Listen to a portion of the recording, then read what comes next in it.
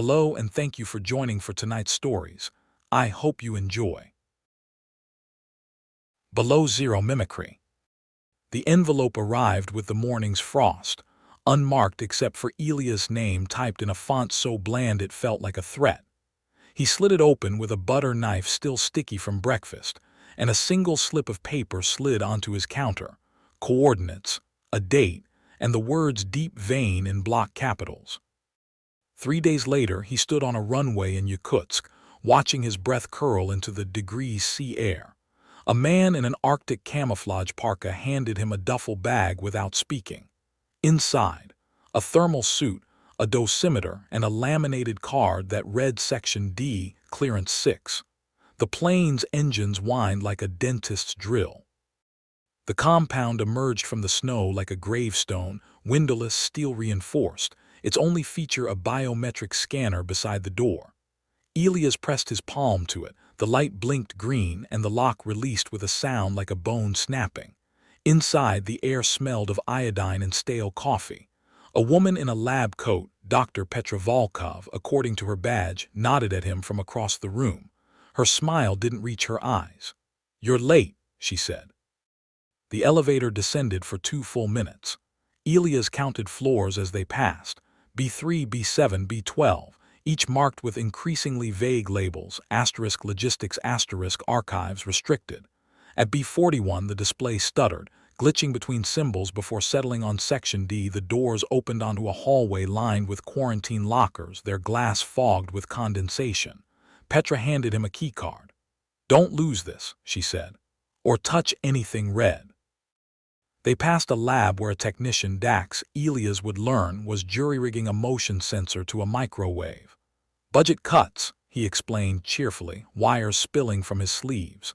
Further down, Yusuf, the containment specialist, was welding a steel plate over a ventilation grate.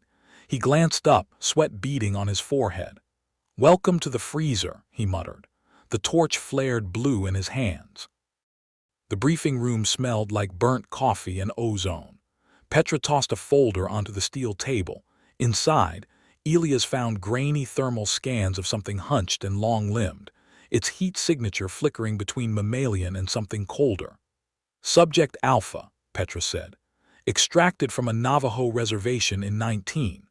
Classified as Yi Naldlucia until some Pentagon prick decided Skinwalker sounded more marketable." Dax snorted, tapping a pen against his temple. "They bred it with something. Look at the joints." The scans showed too many elbows, too many knees, all folding in ways that made Elias' own limbs ache in sympathy. "And the mouth," Harlow the medic added quietly. She traced a gloved finger over the photo, a humanoid face stretched wide, lips split to the jawline like a frog's. "It mimics voices, not just sounds, inflection." Elias flipped to the next page, a casualty report. 12 names, all redacted except the first, Dr. El Cho, deceased, containment breach, B47. The paper trembled in his grip. "Why am I here?" Petra's fingers tapped a staccato rhythm against the steel table. "Because you've seen things like this before," she said. Elias opened his mouth, then froze as the overhead lights flickered. A low hum vibrated through the floor, the kind of sound you feel in your molars. Dax didn't even look up. "Ventilation cycling," he muttered. "Happens every 3 hours. You'll get used to it." Elias didn't plan on staying long enough to get used to anything. He slid the folder back. "Cryptids don't breed with military tech. This isn't some chupacabra in a lab coat. You're playing with something that remembers." The words tasted like bile. He'd seen what happened when men in clean suits tried to collar the uncollarable. The scars on his ribs itched under his shirt. Petra exchanged a glance with Harlow. "Show him," she said. The medic led Elias down a corridor lined with biometric locks, her boots squeaking on the antiseptic floor. Behind a reinforced viewport, floor 60 sprawled like a surgical theater, sterile white tiles, UV lamps humming in the ceiling. And in the center, behind glass thick enough to stop a rifle round, it waited. The creature turned its head, too far, the vertebrae clicking like a beetle's carapace, and Elias felt his stomach drop. Its eyes were human, Not human asterisk like asterisk. Human. Brown irises, bloodshot whites, lashes clumped with something viscous. It blinked, and for a fraction of a second he saw his own reflection warp in its pupils. Then the face rippled, skin sliding like mercury, reforming into a perfect replica of Harlow's features. The medic stiffened beside him. "Don't answer it," she whispered. The Harlow thing pressed its palms against the glass. When it spoke, the voice was hers, down to the faint Danish accent she'd picked up from her grandmother. "Why won't you look at me?" Its lips moved exactly in sync. Even the tiny scar above its eyebrow twitched. Elias clenched his jaw. He'd seen mimics before, but nothing this precise, this intimate. A speaker crackled overhead. Petra's voice, tight with static. "Observe the joints." The creature's arms unfolded like origami, elbows bending in 4 places, fingers elongating into talons. Elias noted the seams, thin, silvery lines where flesh fused with something synthetic. Military-grade bioweaving, if he had to guess. Someone had tried to improve it. Dax's voice piped through the comms, oddly cheerful. "Watch this." A panel in the ceiling hissed open, releasing a white rabbit. The creature went still. Then, fast enough to blur, it lunged. The rabbit didn't even scream. One moment it was twitching its nose, the next the creature was crouched over it, jaws unhinged like a snake S. The crunch of bone echoed through the speakers. Elias swallowed the copper taste in his mouth. The creature lifted its head, blood dripping from a chin that now mirrored Dax's stubble. Its throat pulsed, not swallowing but processing, the Adam's apple bobbing in exact mimicry of the technician's nervous tick. "Christ," Elias muttered. "It's not just copying, it's studying you." Harlow's glove creaked as she gripped his arm. "We need to go." Back in the briefing room, Petra was dismantling a sidearm with practiced fingers, her sleeves rolled to reveal scars that mapped her forearms like circuitry. "It learns fast," she said without looking up. "First week it could barely hold a human form for 10 minutes. Now," the slide of the pistol clicked home, 12 hours, stable. Dax tossed a stress ball at the wall, catching it on the rebound. "Good news is it's got a tell." He nodded to a monitor displaying thermal feeds. Where the creature stood, the heat signature flickered at precise intervals, like a corrupted frame in a video. Every 37 seconds it glitches, probably the synthetic tissue overheating. The rabbit's blood hadn't even dried on the observation glass when the alarm screamed to life. Elias' first thought was earthquake. The floor bucked like a dying animal, throwing Dax into a bank of monitors. But Petra was already moving, her pistol reassembled mid-stride. "Purge protocol," she snapped, yanking Elias backward as the ceiling panels hissed open. A gout of flame engulfed Subject Alpha's containment unit, so hot the glass turned white. Through the distortion, Elias saw the creature laughing. Its borrowed Dax face stretched impossibly wide, jaw unhinging as the fire licked its synthetic skin. Then the feed cut to static. "Secondary containment engaged," Dax wheezed from the floor, wiping blood from his eyebrow. The screens flickered, a new alert flashing crimson. "Breach in Sector 12.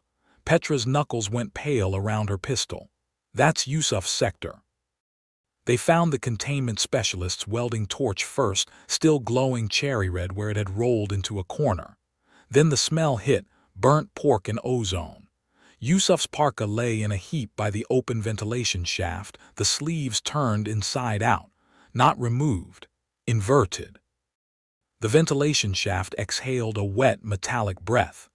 Elias' fingers twitched toward the inverted parka, then froze as a sound skittered through the ductwork above, something between a whimper and a wet cough.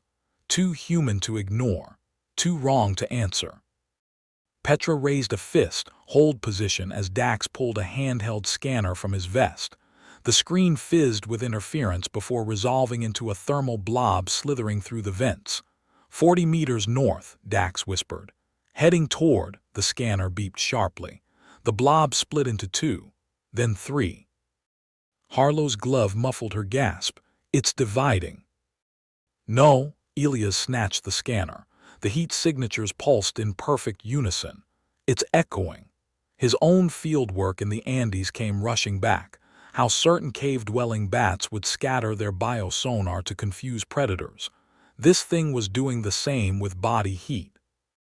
The emergency lights flickered red, painting the hallway in pulsing arterial shadows. Elias pressed his back against the cold steel wall, the scanner's screen casting jagged reflections in his glasses. The three heat signatures pulsed, one crawling through the ceiling vents directly above them, the other two veering left toward the stairwell. Petra's breath fogged in the sudden chill as she mouthed a countdown. 3, 2. Dax jammed a device into the vent grate.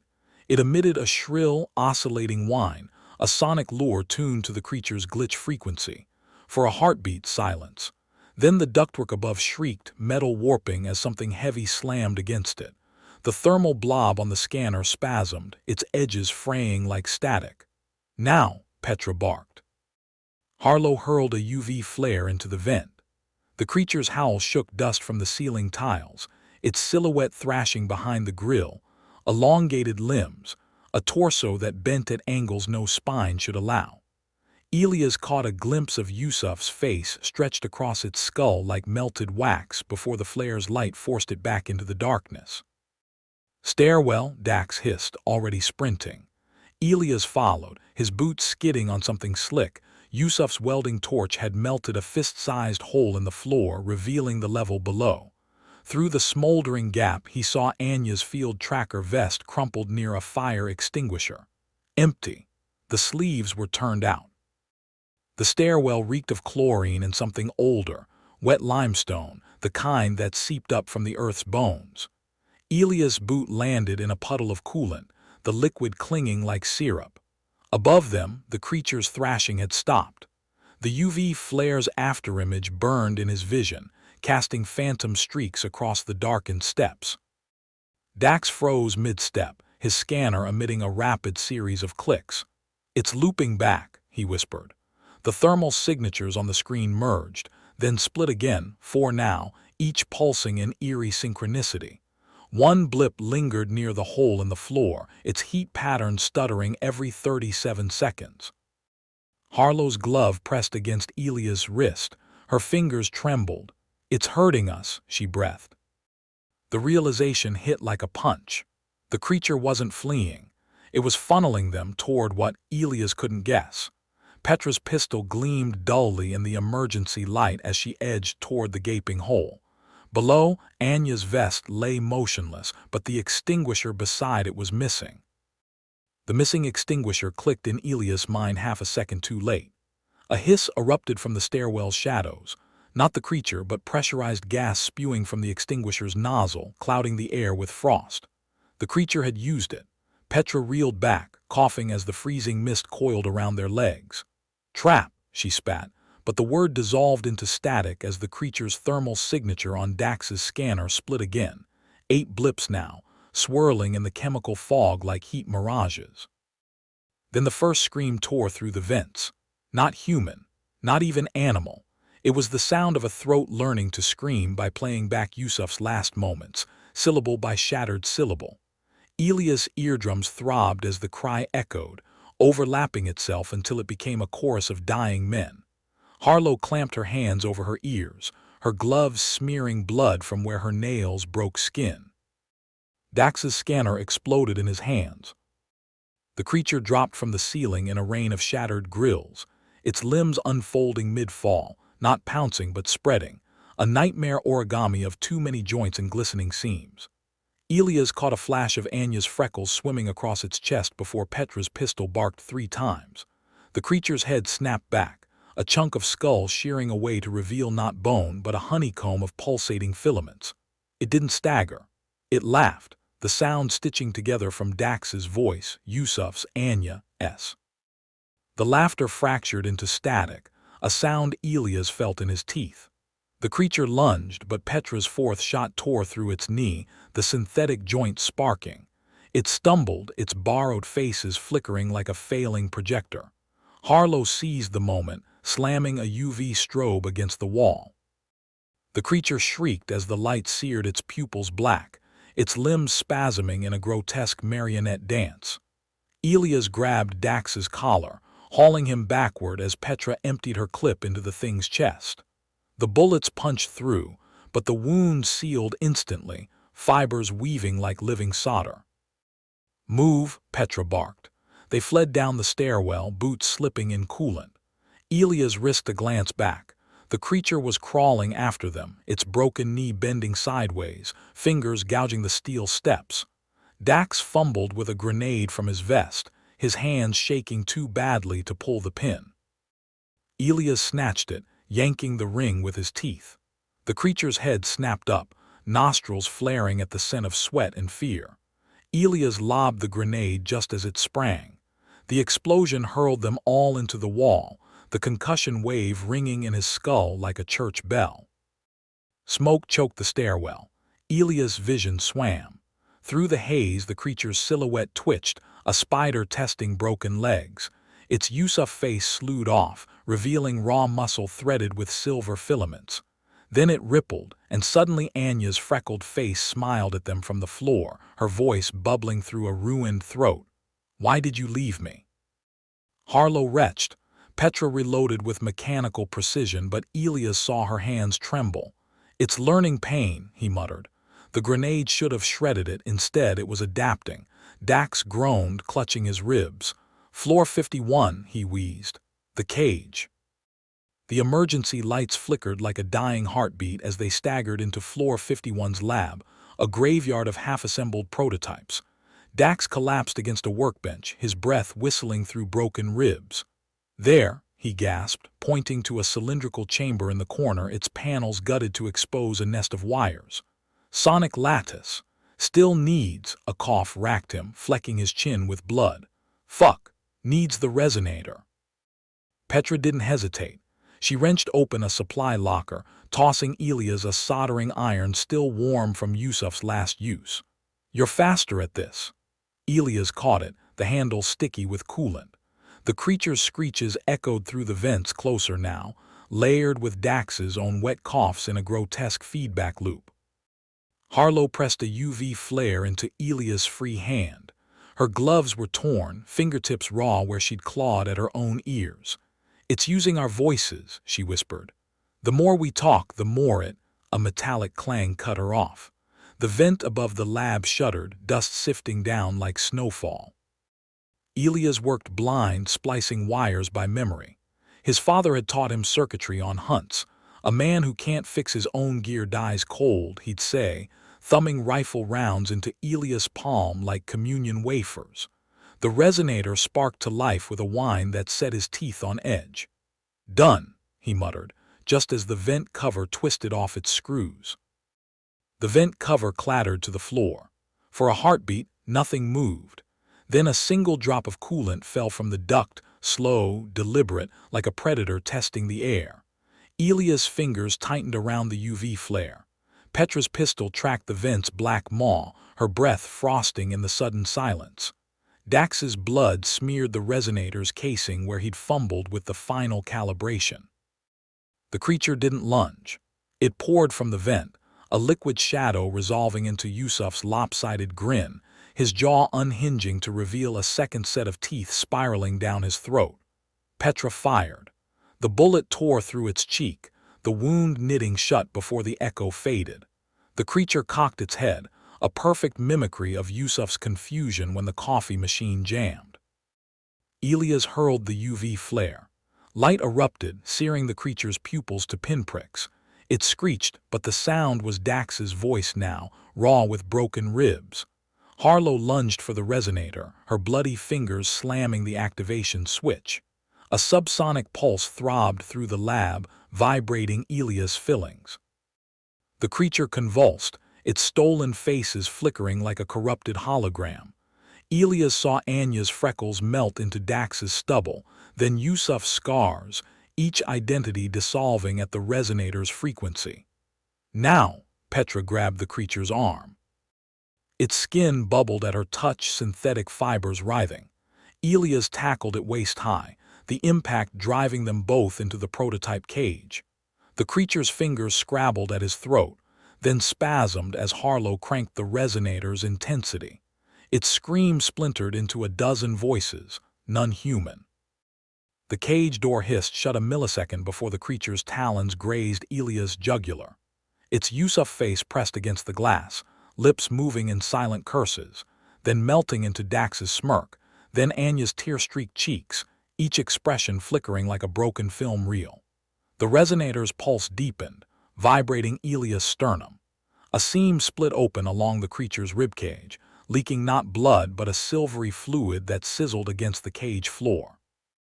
Petra sagged against the lab wall, her pistol clattering onto a tray of surgical tools. 37 seconds, she rasped. Watch the creature's pupils dilated on cue, its limbs locking rigid as the synthetic tissue overheated. For one frozen moment, Elias saw his own reflection warp in its black irises. Then the UV strobe flared again, and the thing recoiled with a sound like radio static. Dax coughed something wet into his sleeve. Batteries at 12%, he wheezed, tapping the resonator's display. The numbers ticked down. 11, 10. Elia's stomach dropped. They'd bought minutes, not safety. The creature's fingers drummed against the glass in perfect sync with Harlow's nervous tick. Its mouth moved, shaping words without sound. Help me, help me, help me. The cadence matched Petra's plea when they dragged her from the B-47 breach last winter. Elias looked away. The resonator's display hit 8%. The creature's drumming fingers slowed, not faltering but matching the decaying pulse of the machine. Elias' throat went dry. It's syncing with The overhead lights died. Only the UV strobe remained, painting the lab in jagged bursts of purple.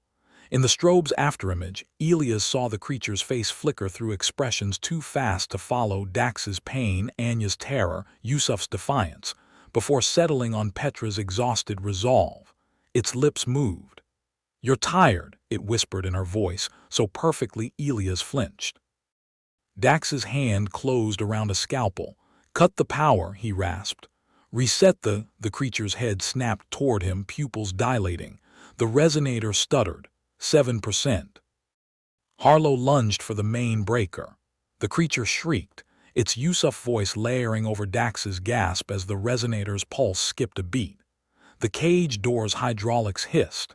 Elias threw his weight against it, boots skidding on spilled coolant. The creature's fingers pried through the gap, knuckles popping as they dislocated to fit. The scalpel gleamed in Dax's shaking hand, not as a weapon but as a key. Elias saw it in the technician's bloodshot eyes, the plan, the sacrifice. Before he could shout, Dax plunged the blade into the resonator's housing. Sparks erupted in a staccato burst, the machine's whine spiraling into a shriek that shattered the remaining lab glass. The creature recoiled, its stolen faces flickering like a candle in a hurricane. For 3 precious seconds the cage held. Then the power surged back with a groan of overtaxed generators. The UV strobe stuttered once, twice, and died. Darkness swallowed the lab whole. Elias' pulse hammered in his temples. He couldn't see the creature, but he could feel it moving, the wet click of reassembling joints, the whisper of skin sliding over synthetic sinew. Harlow's glove found his wrist in the blackness, her fingers spelling Morse against his pulse point. DOOR. The emergency exit, 20 paces northwest. The emergency exit handle was cold under Elias' palm, too cold, like metal left in a morgue drawer. Harlow's breath hitched behind him, her gloves gripping his jacket. The creature's wet clicking paused. Elias didn't need light to know it had turned toward them. Dax's scalpel clattered to the floor. In the silence, it might as well have been a gunshot. The creature moved, not the rustle of fabric or the slap of feet, but the sound of something unfolding, joints popping like wet kindling. Harlow's fingers dug into Elias' wrist. Now. The door screeched open just as the UV strobe flickered back to life. For a fraction of a second, Elias saw the creature mid-lunge, its petriface stretched wide, jaw unhinged to reveal a throat lined with Dax's teeth. Then they were through, slamming the door shut behind them. The impact shook the corridor, but the creature's snarl cut off abruptly. Elias pressed his ear to the metal. Nothing. No scratching, no mimicry. just the hum of distant generators. Harlow exhaled shakily. Did we? The silence was worse than the screams. Elias' fingers hovered over the door handle, his knuckles white with tension. Behind him, Harlow's gloves squeaked as she tightened her grip on the UV flare. "It's waiting," she whispered. The words barely carried, but Elias knew the creature heard them, knew it was already reshaping its vocal cords to replay them back, twisted into something wet and broken. A thud shook the door, not an impact, but the deliberate drop of something heavy. Elias imagined Dax's body slumping against the other side, the scalpel still jutting from his ribs. Then, impossibly, a knock. 3 raps, crisp and measured, the way Petra always announced herself before entering the briefing room. Harlow flinched. "Don't," Elias hissed, but it was too late. The creature had their tells now, the hitch in her breath, the way her pupils dilated at the sound of a familiar cadence. The knocking repeated, slower this time. Between each rap, Elias heard the wet click of the creature resetting its jaw. He backed away, pulling Harlow with him. The corridor stretched endlessly, its fluorescent tubes flickering like failing stars. Somewhere ahead, an emergency exit sign glowed a sickly green. They made it 10 paces before the speakers crackled to life. Dax's voice frayed with static. "The resonator needs a—" The transmission cut off with a gurgle. Elias' stomach twisted. That wasn't a recording. The creature was broadcasting, splicing together words it had overheard in the lab, stitching them into a grotesque puppet show. The emergency exit sign buzzed like a dying insect, its glow reflecting in Harlow's dilated pupils. Elias pressed a finger to his lips. Silence. But the creature was already learning their tells. A metallic scrape echoed down the corridor, the sound of something dragging itself along the ceiling vents. Then Dax's voice whispered from the speakers again, stitched together from syllables Elias had heard him say hours ago. "Backup generator, floor 58, the words cut off with a wet pop. Harlow's glove flew to her mouth. The creature wasn't just mimicking, it was baiting. Elias pointed to a service hatch halfway down the hall, partially ajar, its hinges streaked with something dark and viscous. They moved in sync, steps measured to avoid the creaking panels underfoot. The creature's breathing echoed through the vents above, a wet, rhythmic rasp that matched Harlow's panicked gasps. The hatch opened onto a narrow maintenance shaft, barely wide enough for shoulders. Elias went first, his back scraping against rusted pipes. The air reeked of chlorine and copper.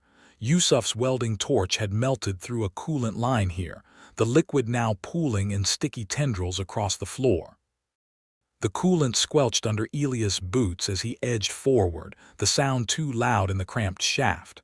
Behind him, Harlow's gloves squeaked against the metal walls, a noise that made his jaw clench. The creature would hear it, would remember it. A drip landed on his collar, not coolant, saliva. Elias froze. Above them, the vent grill trembled, dust sifting down in lazy spirals. He didn't look up, didn't need to. The creature's breath fogged the metal, warm, human, wrong. Harlow's fingers dug into his shoulder, her nails biting through fabric. The message was clear, it's playing. The speaker above them crackled. Dax's voice, but the rhythm was off, words stitched together from different moments, a grotesque collage. "Seal the Harlow, please," ventilation cycling in. Elias felt Harlow flinch at her name. The creature was learning which hooks sank deepest. The vent groaned under shifting weight, too slow, deliberate, like a predator savoring the chase. Elias pressed Harlow against the pipelined wall, shielding her with his body as another drop of saliva splattered his neck. Warm, familiar. It had Dax's scent now. The speaker hissed static, then Petra's voice. Elias, status, perfect inflection, but the timing was wrong. Petra would never break radio silence. Elias clenched his jaw, the creature was improvising. Harlow's glove crept toward the UV flare clipped to her belt. Elias caught her wrist, asterisk too soon asterisk, but the rustle of fabric was enough. Above them, the vent twisted, metal screeching as something forced its way through. Elias didn't look up. He shoved Harlow forward into the shaft's black throat just as the creature dropped, its landing silent as a cat. The maintenance shaft dead-ended at a junction box. Elias spun back, hitting cold steel as the creature flowed toward them, its limbs moving with that unnatural liquid grace. In the gloom, its face flickered, Dax's stubble, Yusuf's scarred knuckles, Anya's freckles, before settling into Petra's exhausted smirk. "Backup's coming," it whispered in her voice, the lie dripping with synthetic hope. The junction box's metal dug into Elias' spine. The creature paused 3 feet away, head cocked at that unnatural angle Petra used when reviewing biometrics. Its chest rose and fell in perfect sync with Harlow's panicked breathing. Learning, always learning. Harlow's glove found the UV flare. The creature's pupils contracted preemptively. Elias' boot connected with the junction box. The panel gave way with a shriek, revealing a crawlspace thick with cobwebs and the reek of ozone. He hauled Harlow backward just as the creature lunged, its Petra face melting into something elongated and many-toothed. The UV flare ignited with a hiss, casting jagged shadows as they tumbled into the duct. The creature didn't follow. The crawlspace exhaled the stale breath of abandoned machinery, grease, ozone, and the faint metallic tang of old blood. Elias' elbows scraped against rusted ductwork as he dragged Harlow deeper into the darkness. Behind them, the UV flare sputtered, its dying light painting the creature's silhouette in jagged strokes against the vent opening. It didn't cross the threshold. Couldn't, Elias realized with a jolt. The tunnel's aluminum walls were studded with hexagonal reinforcement panels, the same M-shielded alloy used in the prototype cage. Harlow's glove clamped over her own mouth, stifling a sob. The creature's head snapped toward the sound, its neck elongating with a wet pop. Elias froze. Inches away, a maintenance label glowed under the flare's fading light.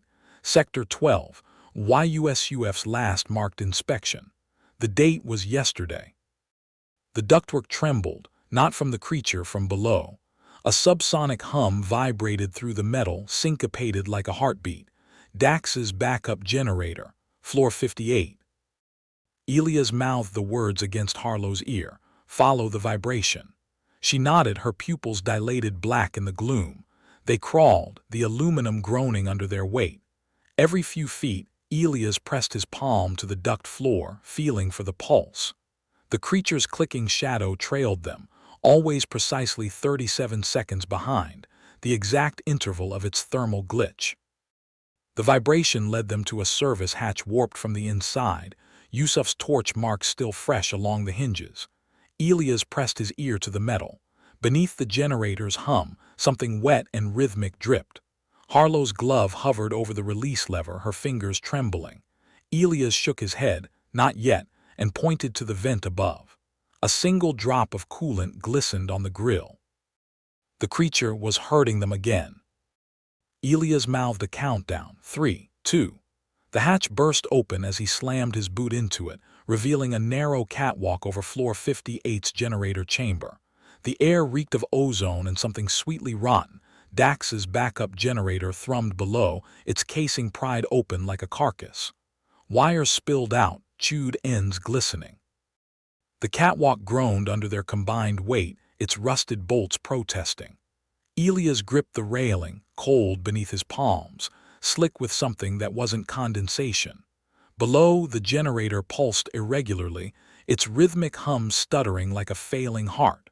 Wires dangled from its gutted panel, their frayed ends twitching as if alive. The generator's hum stuttered again, 3 pulses, then silence. Elias counted the seconds. At exactly 37, the creature's nails scraped against the duct behind them, a sound like bones dragged across metal. Harlow flinched, her boot scuffing the catwalk. The noise echoed. The generator's hum died completely.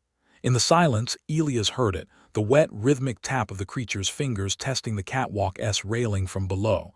It had circled ahead. Harlow's breath hitched as the railing vibrated under Elias' grip. The tapping stopped. Then, impossibly, Dax's voice floated up from the darkness. "Elias, help me." the syllables were stitched together from recordings, but the gasp at the end was fresh. Elias didn't look down. He knew what he'd see, Dax's face staring up at him with glassy eyes, jaw unhinged to accommodate the creature's true throat. Instead, he grabbed Harlow's wrist and sprinted for the far hatch. The catwalk swayed, its bolts shrieking. Behind them, the railing twisted with a metallic groan, the sound of something heavy pulling itself up. Floor 58's hatch opened onto a sterile white hallway, decontamination sector, according to the peeling signage. Elias slammed the door shut, his palms slick against the handle. No lock. Harlow jammed a fire extinguisher under the knob just as the creature's weight thudded against the metal. The impact rattled the hinges, but the door held. For now. The hallway stretched into darkness, its ceiling lights flickering like dying stars. Elias' boots left sticky prints on the tile, coolant or something worse. Harlow's glove tapped his shoulder, pointing to a blood-smudged panel ahead. Sector 12. Emergency COMMS. Yusuf's scrawl marked the door. The comms room was a tomb of dead screens. Elias wrenched open the main console, fingers flying over the keys. No signal, he muttered. The creature's claws scraped the hallway door, a sound like knives on bone. Harlow's breath fogged the monitor as she leaned over his shoulder, her gloves hovering over the keyboard. Then she froze. Harlow's glove tapped the screen. A single frame glitched in the static. Elias squinted. The image was grainy but unmistakable, Petra's ID badge discarded near Floor 60's access panel. The timestamp was 20 minutes ago. Alive. The creature's scratching intensified, the fire extinguisher groaning under the door's weight. Harlow's fingers flew over the keys, pulling up a fragmented security feed. Elias' stomach lurched. Petra moved with unnatural precision, her gait off by half a second. The creature had already worn her skin. Harlow's glove hovered over the thermal scanner's cracked display. The creature's heat signature pulsed erratically, not random, Elias realized with a jolt. Every 37 seconds, its infrared glow dimmed for precisely 0.8 seconds, exactly the interval between M pulses in Section D's prototype cage. "It's sinking," Harlow whispered, her breath fogging the screen. The scanner beeped softly as she tagged the pattern. 3637. The creature's outline flared crimson, then momentarily dissolved into static. Elias' fingers dug into the console. The weakness was microscopic, but it was there. A fractional lag in the creature's biomimetic systems whenever the M cycle reset.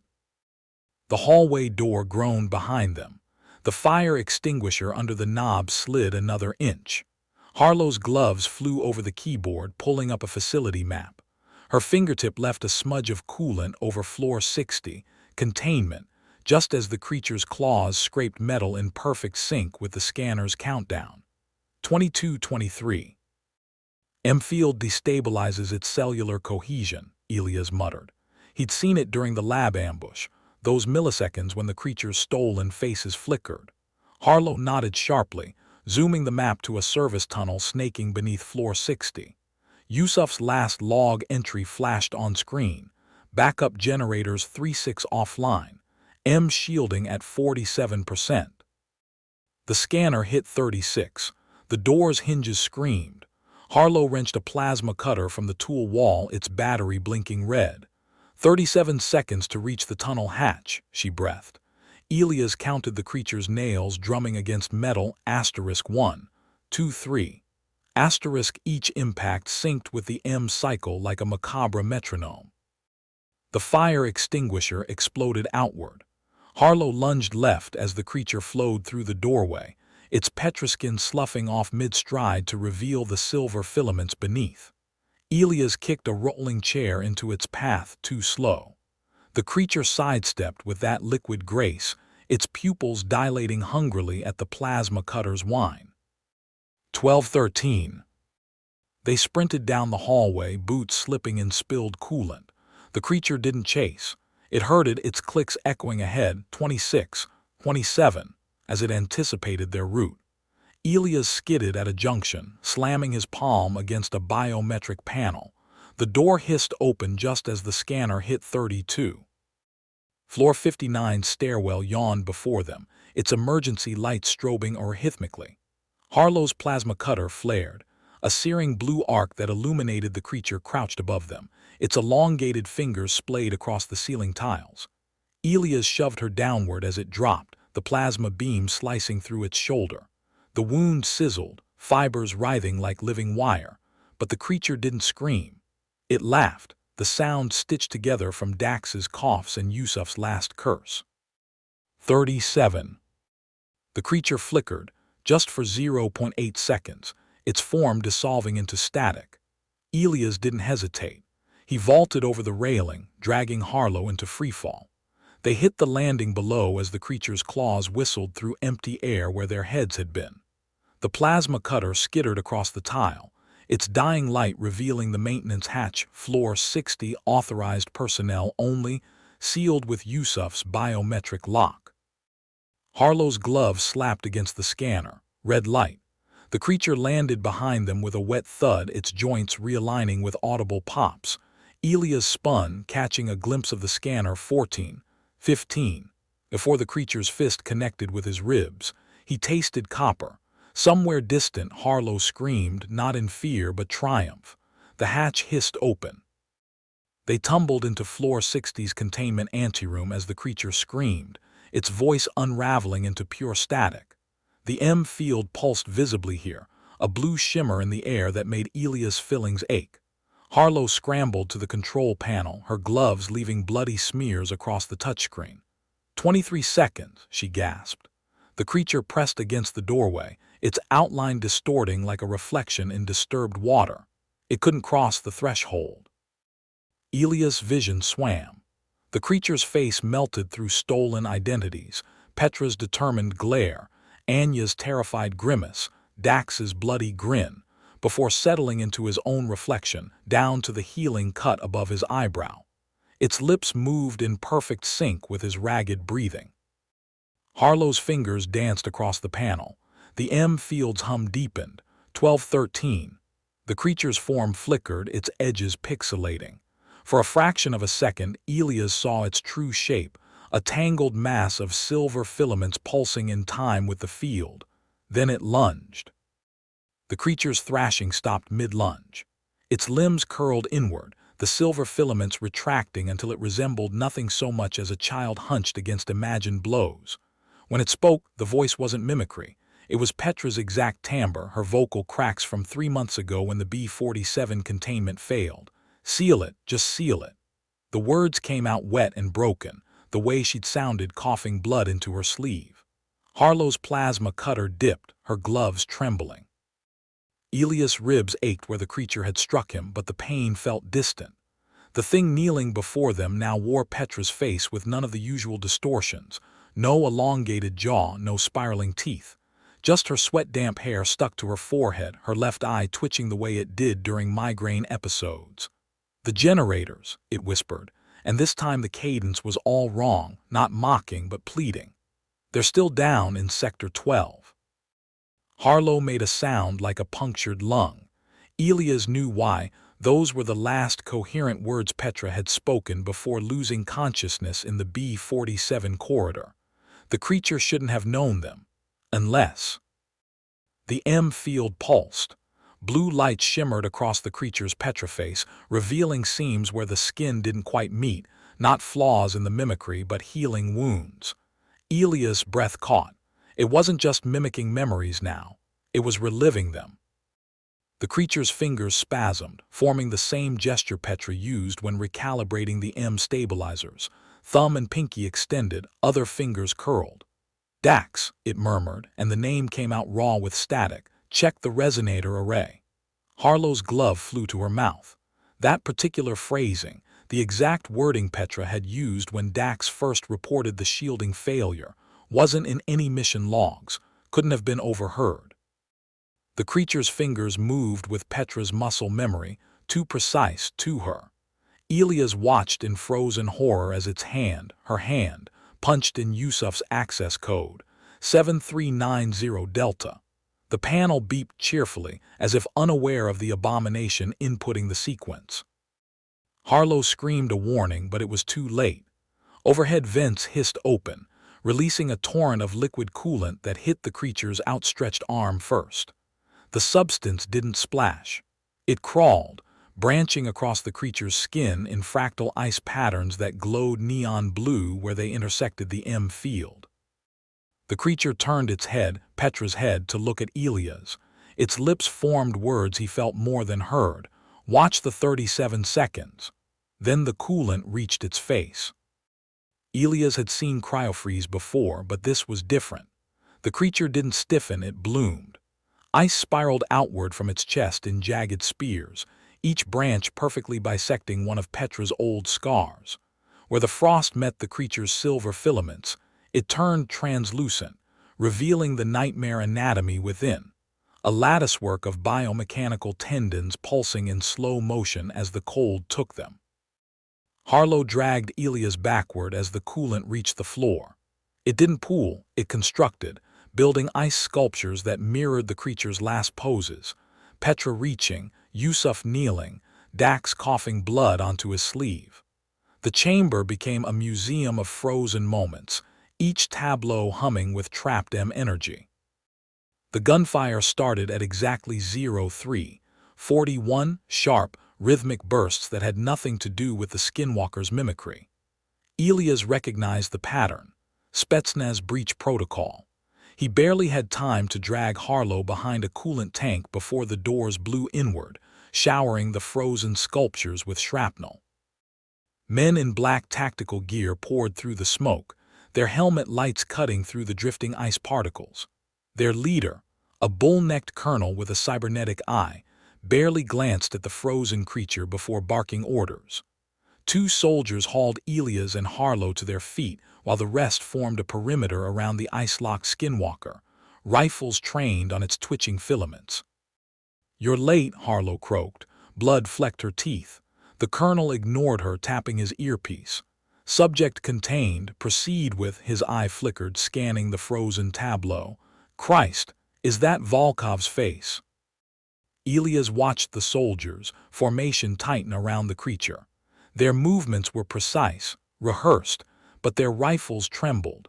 One man retched at the sight of Dax's frozen cough suspended midair. The colonel yanked Elias forward. "Where's the rest?" His breath smelled of stale nicotine and fear. Harlow laughed, a wet, broken sound. "Check the vents." The colonel's cybernetic eye whirred, scanning the ice. A filament twitched inside Petra's frozen face. He recoiled. "Full containment protocol," he barked. Soldiers rushed forward with pressurized tanks, spraying liquid nitrogen over the sculptures. The ice deepened to an unnatural cobalt, swallowing the creature's twitches whole. Elias watched them weld steel plating over the frozen tableau. One soldier's hand shook so badly he botched the seam. The colonel pistol-whipped him. "Like it's your wife in there," he snarled. The private vomited into his balaclava. Harlow sagged against Elias. "They knew," she whispered. Blood seeped through her glove where the creature's filament had grazed her. "About the 37-second glitch." Elias followed her gaze to the colonel's wrist display, a countdown ticking down from 37. The soldiers hauled them toward the exit. Behind them, the welding torches flared. Elias craned his neck. Between the soldiers' legs, he saw it, Petra's frozen finger, extended toward floor 60's inner door. The padlock was broken. The corridor stank of bleach and cordite. Elias counted 12 Spetsnaz, too many for a simple extraction. Their boots left bloody prints from a fight they hadn't been in. The colonel shoved Harlow into an interrogation chair.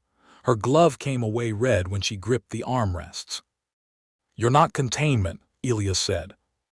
The colonel's cybernetic eye whirred. "No." He tossed a familiar badge onto the table, Petra's, smeared with something dark. "We're clean up." Harlow coughed a laugh. "Then why weld the doors? Just nuke the sector." The colonel ignored her, nodding to a soldier.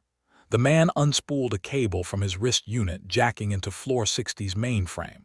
The screen flickered, security footage of Petra kneeling by the inner door, her fingers working at the lock. The timestamp glitched 03:17 a.m., same as the Skinwalker's escape. Impossible. Elias leaned closer. Petra's lips moved in a looped whisper. 37 seconds. The colonel yanked the cable free. Your creature's not the first. He tapped his eye. A hologram glowed to life. A Siberian research outpost, identical to theirs but half-collapsed in permafrost. Facility Zeta, 1992. Their specimen adapted too fast. The hologram zoomed in on a frozen figure mid-transformation, its silver filaments branching like frost across the ice. We lost 2 brigades containing it. The colonel's hologram flickered, showing Facility Zeta's final moments, soldiers screaming as their own rifles turned against them, their voices stolen mid-curse. Elias stared at the frozen figure. Its outstretched hand was gloved in black tactical fabric, fingers splayed in a Spetsnaz signal. It had learned. Harlow wiped blood from her lips. You didn't contain it, you copied it. The colonel's silence was answer enough. Outside, the welding torches flared again, not sealing the chamber, Elias realized with dawning horror, melting in. The helicopter blades thundered like a dying heart as they loaded Harlow onto the stretcher. Elias watched her blood seep through the bandages, staining the snow crimson where drops fell. The colonel gripped his shoulder, not reassurance but restraint, as the medics injected her with something that made her pupils swallow the iris whole. For the recordings, one muttered, taping a mic to her throat. Elias counted the seconds between the drops. 36:37, right on cue, the facility's exterior lights flickered. The colonel's cybernetic eye whirred in sync. They shoved Elias into the armored transport last. The interior smelled of ammonia and old fear, the seats streaked with claw marks that didn't match human nails. Across from him, a soldier peeled back his balaclava to reveal a jawline stitched with silver filaments. The man caught Elias staring and grinned, his teeth too uniform, too white. "Welcome to Facility E," he said, and his voice was Petra's exact alto. The transport lurched forward. Through the slit window, Elias saw the Siberian facility shrink into the snow, then convulse as the demolition charges detonated floor by floor. Section D collapsed inward like a dying lung, the ice swallowing Yusuf's frozen scream, Anya's last curse, Dax's final transmission. Only floor 60 held, its M-shielded walls glowing cobalt through the blizzard. Harlow's stretcher vibrated with muffled seizures. The medic sighed and adjusted her IV. "It's harvesting her memories now," he said, as casually as commenting on the weather. "Faster if she struggles." Elias watched her fingertips twitch against the restraints, tapping Morse he hadn't taught her. 37 seconds. Watch the lights. Blackwood Skinwalker. The briefing room smelled like burnt coffee and gun oil. Satellite images flickered on the screen, black and white thermal shots of something running straight up a 70-degree slope at 40 miles per hour. No footprints. Doc Holloway traced the outline with a finger that still had someone else's blood under the nail. "Teeth marks on the ribcage," he murmured. "Not bite marks. Incisions. Whatever did this knew exactly where to cut." His other hand was flipping through a dog-eared copy of the Malleus Maleficarum. I tossed the rancher's Polaroids onto the table. Third-generation Wyoming cattleman, crying in the sheriff's office because whatever took his prize bull left the heart untouched on a bed of pine needles. Still beating. Command wants it breathing. Capture protocols only. Rook hadn't spoken since we landed. Just kept reloading his rifle in the corner, over and over, like the motion kept the shadows at bay. Teller caught my eye and tapped his temple. Twitchy bastard always knew when the quiet ones were about to snap. Brick hefted the flamethrower tank onto his back without a word. The straps creaked. That's when the radio hissed to life with coordinates. Satellites had picked up movement near Black River's limestone caves. Heat signature matched. Vasquez grinned, stubbing out her cigarette on the edge of the map. Time to go hunting. Outside, the chopper rotors were already spinning. The wind carried the smell of wet pine and something older, something that made the dogs at the perimeter fence whimper. Whatever was waiting in those woods had teeth sharp enough to carve bone like butter, and it knew we were coming. Doc slid into the seat beside me, flipping a silver scalpel between his fingers, his version of prayer beads. "Command didn't mention the cave system," he muttered. "Limestone's porous, full of tunnels." His knee bounced erratically the way it did before Kandahar. Across from us, Vasquez was loading shells into her shotgun with the same practiced ease she used to skin narcos back in Juarez. The shells were loaded with iron filings. Doc's idea. Teller's laptop showed satellite overlays of the area, thermal scans flickering between humanoid shapes and static. "There's interference," he said, tapping the screen, like something scrambling the feed. His pupils were dilated too wide for the dim cabin light. Adrenaline or something else. Rook had his rifle disassembled again, cleaning parts that didn't need cleaning. His hands shook. The pilot banked hard. Through the open door, Black River sprawled below, golden hour light turning the pine needles amber. No birds, no wind, just silence pressing against the glass like a held breath. Brick sat motionless near the exit, his flamethrower nozzle pointed at the floor. His silence was different from the others. Not fear, anticipation. Teller's laptop pinged, a new thermal bloom near the caves. The shape resolved into something vaguely humanoid before dissolving into static. "It's playing with the feed," he whispered. His fingers flew over the keys, but the distortion spread, corrupting the screen pixel by pixel. Rook finally spoke, his voice raw. "That's not interference, it's watching us back." Vasquez checked her shotgun's chamber with a metallic click. 10 minutes out," she said, tossing me a headset. Her grin was all teeth. "Bet you 50 it's got more limbs than it should." Doc exhaled sharply, pressing his scalpel against his palm just enough to draw blood. "It's not just teeth," he muttered. "The rancher's bull, those cuts followed arterial pathways. This thing knows anatomy better than I do." The chopper shuddered as we descended into a clearing choked with deadfall. The second our boots hit dirt, the forest went still, not even the creak of branches. Teller's laptop screen fizzed to black. "Signal's gone," he whispered, tapping frantically. Like something swallowed it. Rook did lower his rifle. Just kept sweeping the tree line, his scope catching the last of the sun in fractured glints. Vasquez kicked aside a rotted log. Beneath it, the earth was gouged in parallel trenches, claw marks, but too deep for any bear, too precise. Doc ran his fingers along the splintered bark of a pine. "Look at the angle," he murmured. "Whatever made these was moving vertically." Above us, the canopy rustled without wind. Brick's flamethrower nozzle twitched upward, but there was nothing there. Just shadows pooling where they shouldn't. We found the first bone pile 20 yards from the cave mouth. Ribs fanned out like a grotesque sunburst, each end chewed to jagged points. Teller gagged into his sleeve. "They're arranged," he choked out. "Not just scattered." Doc crouched, turning a femur with his scalpel. The marrow had been sucked clean. "It's making art," he said softly. That's when Rook's rifle snapped up. He'd heard it. A wet, sliding sound from the cave entrance, like meat being dragged over stone.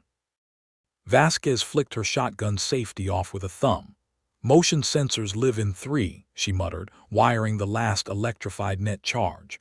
The cables hissed as they unspooled, glinting in the dying light.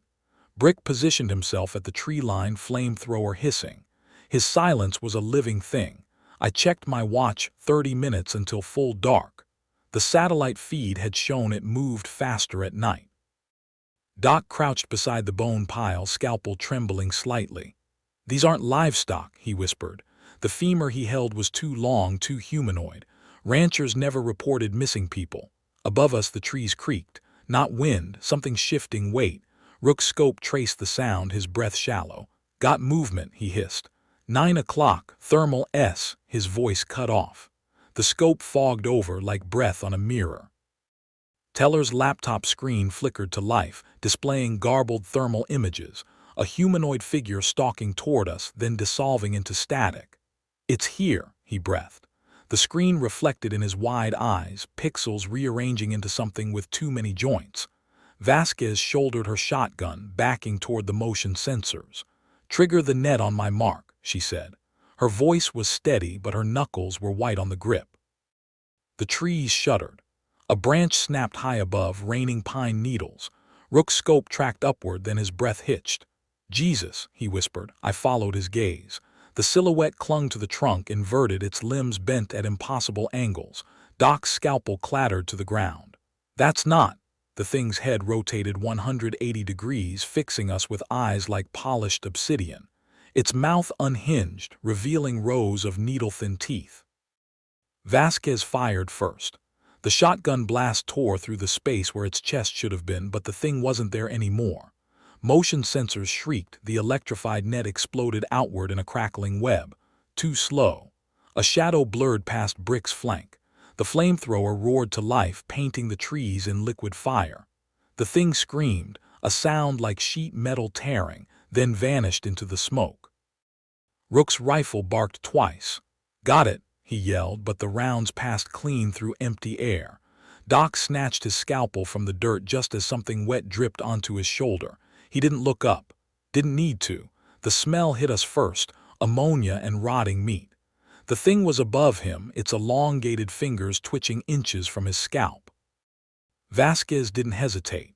She fired upward, the shotgun's roar drowning out Doc's curse as he rolled clear. The creature's arms split like overripe fruit, black ichor spraying the pine needles. It didn't scream. It laughed, a wet, gurgling sound that echoed inside my skull like a bad radio transmission. Brick's flamethrower coughed to life again, searing a molten arc through the gathering dark. The firelight caught the thing mid-leap, ribs flexing outward like a spider's legs, its jaw unhinging wider than should have been possible. Then it was gone, leaving only the stench of burnt hair and the afterimage of those teeth burned into my retinas. Rook's rifle cracked 3 more times, each shot punctuated by his ragged breathing. "Movement everywhere," he hissed. The trees shuddered without wind, branches snapping in sequence like something was circling us at speed. Teller's laptop screen fizzed, showing a thermal bloom behind Doc, then to our left, then inside the bone pile. "It's fucking with the sensors," he yelled, slamming the lid shut. Brick's flamethrower nozzle swung in a slow arc, his silence more unnerving than the creature's laughter. The fuel gauge ticked down, half gone. Vasquez ejected her spent shell, the brass hitting the dirt with a dull ping. "Net's useless if it won't stay still," she muttered. Above us, the canopy rustled again. Too high, too fast. Doc wiped ichor from his scalpel with a trembling hand. "It's testing us," he breathed. "Learning range, reaction time." The words hung in the air like a death sentence. Rook's scope swept the tree line, his finger hovering over the trigger. "Got a shadow at 2 o'clock, he whispered. "No, wait," his voice cracked. "It's mimicking the thermal signature, like it's—" A branch snapped directly behind us. Brick spun, flamethrower roaring, but the burst lit only empty air. The fire's afterglow revealed claw marks scoring the tree trunks in perfect spirals, too precise, too deliberate. Teller's laptop screen suddenly blared to life, displaying a garbled thermal image. The creature's outline flickering between humanoid and something with too many joints, its heat signature pulsing in time with Rook's panicked breaths. "It's syncing with us," Teller choked out. The screen shattered as something landed hard on the roof of the device, claws punching through the keyboard like tissue paper. Doc lunged, scalpel flashing, but the blade passed through shadow. The thing's laughter echoed from 3 directions at once, a sound like bones grinding in a meat grinder. Vasquez fired blind into the dark, the shotgun's muzzle flare illuminating the creature mid-leap. Its ribs splayed open like a grotesque flower, the cavity inside writhing with segmented, needle-toothed appendages. Rook's shot tore through its shoulder, black ichor splattering the pine needles, but the wound sealed before our eyes, skin knitting itself back together with a sound like wet Velcro.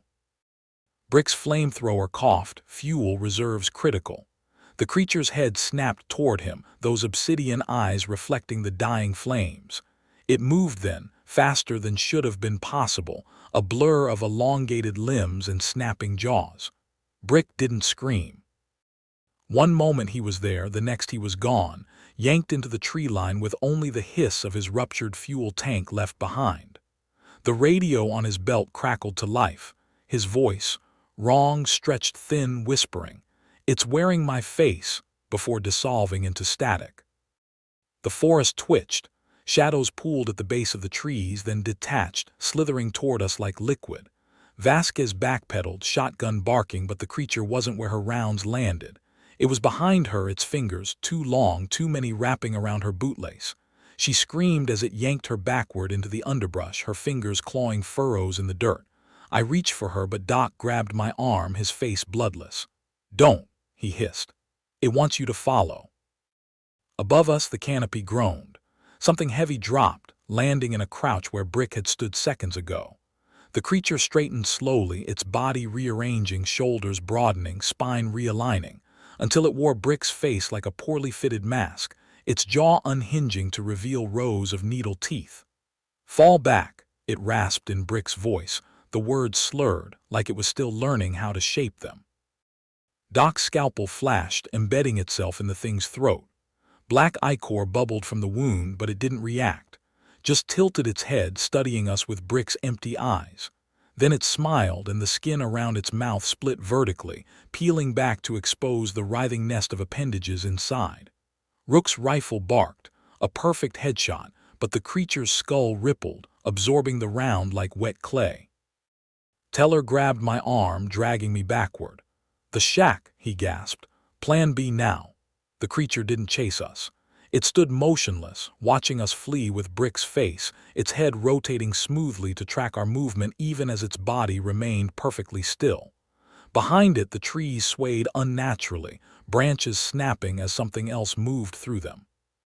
We ran, boots pounding the uneven ground. Rook's breath came in ragged bursts, his rifle clutched like a talisman. Doc's scalpel was gone, but his fingers kept twitching toward the empty sheath at his belt. Teller's laptop hung from its strap, screen shattered, but the hard drive still whined like a dying animal. Behind us, the forest breathed, a slow, deliberate sigh that carried Vasquez's last scream, stretched thin and warped beyond recognition. The shack loomed ahead, its rusted tin roof glowing under the rising moon. Phosphorus flares lined the perimeter, their casings gleaming like teeth. Rook didn't slow, he kicked the door open, sweeping his rifle's muzzle across the interior. The scent hit us first, copper and gun oil, too much of both. Doc's breath caught. Holloway's body lay splayed across the table, his throat slit ear to ear with his own scalpel. His eyes were gone, just wet sockets staring at the ceiling. Rook's boot nudged something on the floor, Rook's other knife still slick. "Self-inflicted," Teller whispered. "He cut his eyes out before." The radio on the table crackled. Vasquez's voice, but wrong, like her vocal cords were being plucked one at a time. "Scout, the flares." There, a wet crunch. Then laughter, high and girlish. Rook's rifle barrel trembled. His finger hovered over the trigger as he scanned the room. Shadows pooled in the corners, too deep for the dim light. Something dripped from the ceiling, thick, black, stinking of ammonia. Teller lunged for the flare detonator. His fingers grazed the switch just as the window shattered inward. A blur of elongated limbs and snapping jaws crashed through, glass spraying like shrapnel. The creature hit the floorboards in a crouch, its spine twisting to face us, Brick's face stretched too tight over its skull. Rook fired. The round tore through its cheek, exposing a writhing nest of tendrils beneath the skin. It didn't flinch, just smiled, the wound stitching itself shut with a sound like wet Velcro. Teller's hand found the detonator. "Close your eyes," he screamed. The phosphorus flares ignited with a deafening whump, flooding the room with searing white light. The creature shrieked, a sound like metal shearing as its flesh blackened and curled. It recoiled, limbs spasming, but didn't retreat. Instead, it split down the middle, ribs peeling open like a grotesque flower, revealing a second set of jaws lined with needle teeth. Doc's scalpel was still embedded in its throat. I lunged, grabbing the handle and twisting. Black ichor gushed over my hands, burning like acid. The thing's laughter bubbled through the wound, warping into Vasquez's voice. "Scout, you left the cave open. Teller tackled me aside as the creature's jaws snapped shut where my neck had been. Rook's rifle barked twice, point-blank blowing chunks of its skull across the wall. The thing staggered, then rearranged, bone knitting with a sound like cracking ice. "Hold it down," Teller screamed, wrapping a length of electrified netting around its thrashing legs. The wire sparked, searing its flesh black, but it didn't scream. It crooned, the sound vibrating through my ribs like a tuning fork. Doc's scalpel was still buried in its throat. I wrenched it free, carving downward. Its skin parted like wet paper, revealing a writhing mass of tendrils beneath. The stench hit me, ammonia and burnt hair. The creature's laughter turned to static, warping into Rook's voice. "Check the perimeter." Rook froze mid-reload, his hands shaking. "That's not." The thing's head snapped toward him, jaws unhinging impossibly wide. Teller jammed a flare into its gullet. The explosion threw us backward. Heat seared my eyelids shut.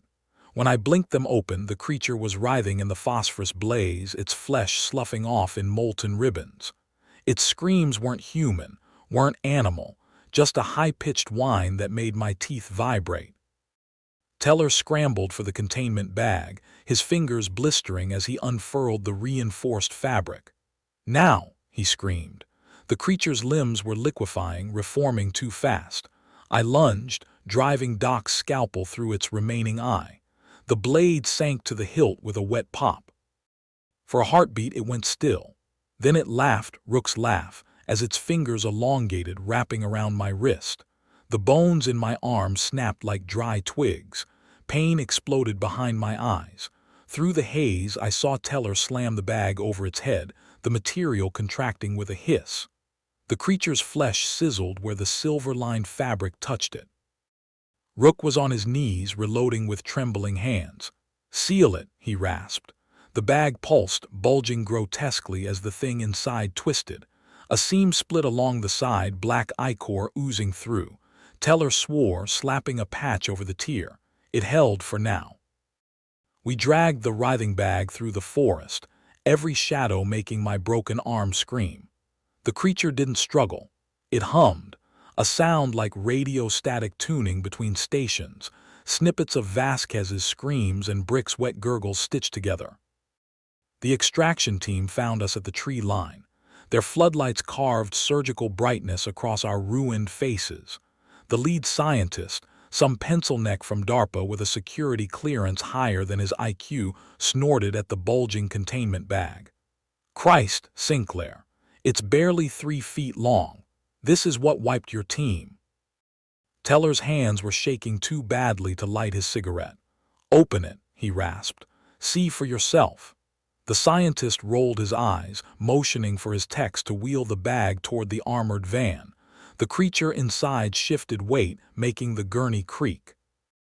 Rook leaned against the van's fender, his rifle clutched like a crutch. Blood seeped through the bandage around his thigh where the thing's claws had grazed him. "Seal the bag with silver nitrate," he muttered. "Like Holloway said." The scientist, name tag reading Dr. Langley, snorted. "We have protocols." He tapped the van's interior. "Titanium alloy, electrified mesh. Enough voltage to—" The bag twitched. Not violently, just enough to make the straps strain. A wet sound came from inside, like fingers dragging through viscera. Langley didn't notice. He was too busy rattling off containment specs to the junior techs. One of them, a kid barely out of grad school, paled when the bag emitted a wet pop, followed by Vasquez's voice whispering, "Scout, you shouldn't have run." Teller grabbed my shoulder, his grip slick with blood. "The cave," he hissed. "We never sealed it." The realization hit like a gut punch. The containment protocols had been for one specimen, not whatever else might have crawled out behind us. Langley smirked, adjusting his glasses as the van's hydraulic door hissed shut. "Relax, cowboy. It's not the first skinwalker we've bagged." The creature inside chose that moment to laugh, a perfect mimic of Vasquez's chuckle. The sound made the techs freeze. Even Langley's fingers hesitated over the control panel. Teller grabbed the scientist's wrist. "Listen to me," he he hissed, his breath reeking of blood and adrenaline. "That thing in there, it's not just mimicking voices. It learned our protocols, knew where the flares were hidden. The containment bag bulged violently, seams stretching. The creature's silhouette shifted inside, limbs elongating, pressing against the material like a child's fingers against latex. A wet pop echoed through the van as something inside reconfigured itself.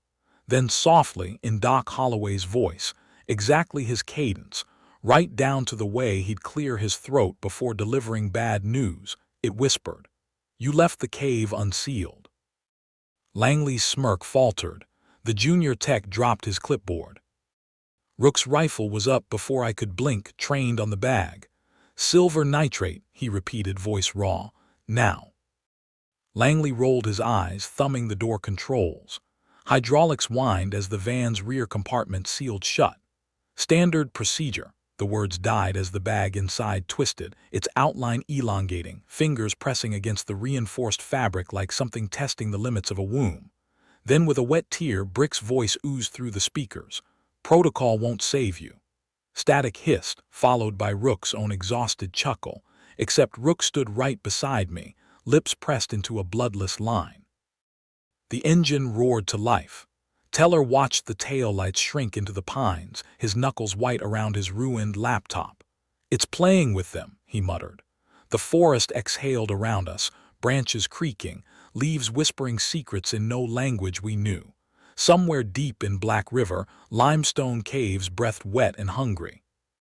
Rook ejected his magazine, counting rounds with numb fingers. 3 left. Always 3. Holloway had called it a holy number once, right before stitching up a gutshot cartel lieutenant without anesthesia. Now Holloway's scalpel was gone, buried in something that wore his laugh like a skin suit. The radio crackled. Langley's voice clipped and clinical, specimen secured, proceeding to static swallowed the rest.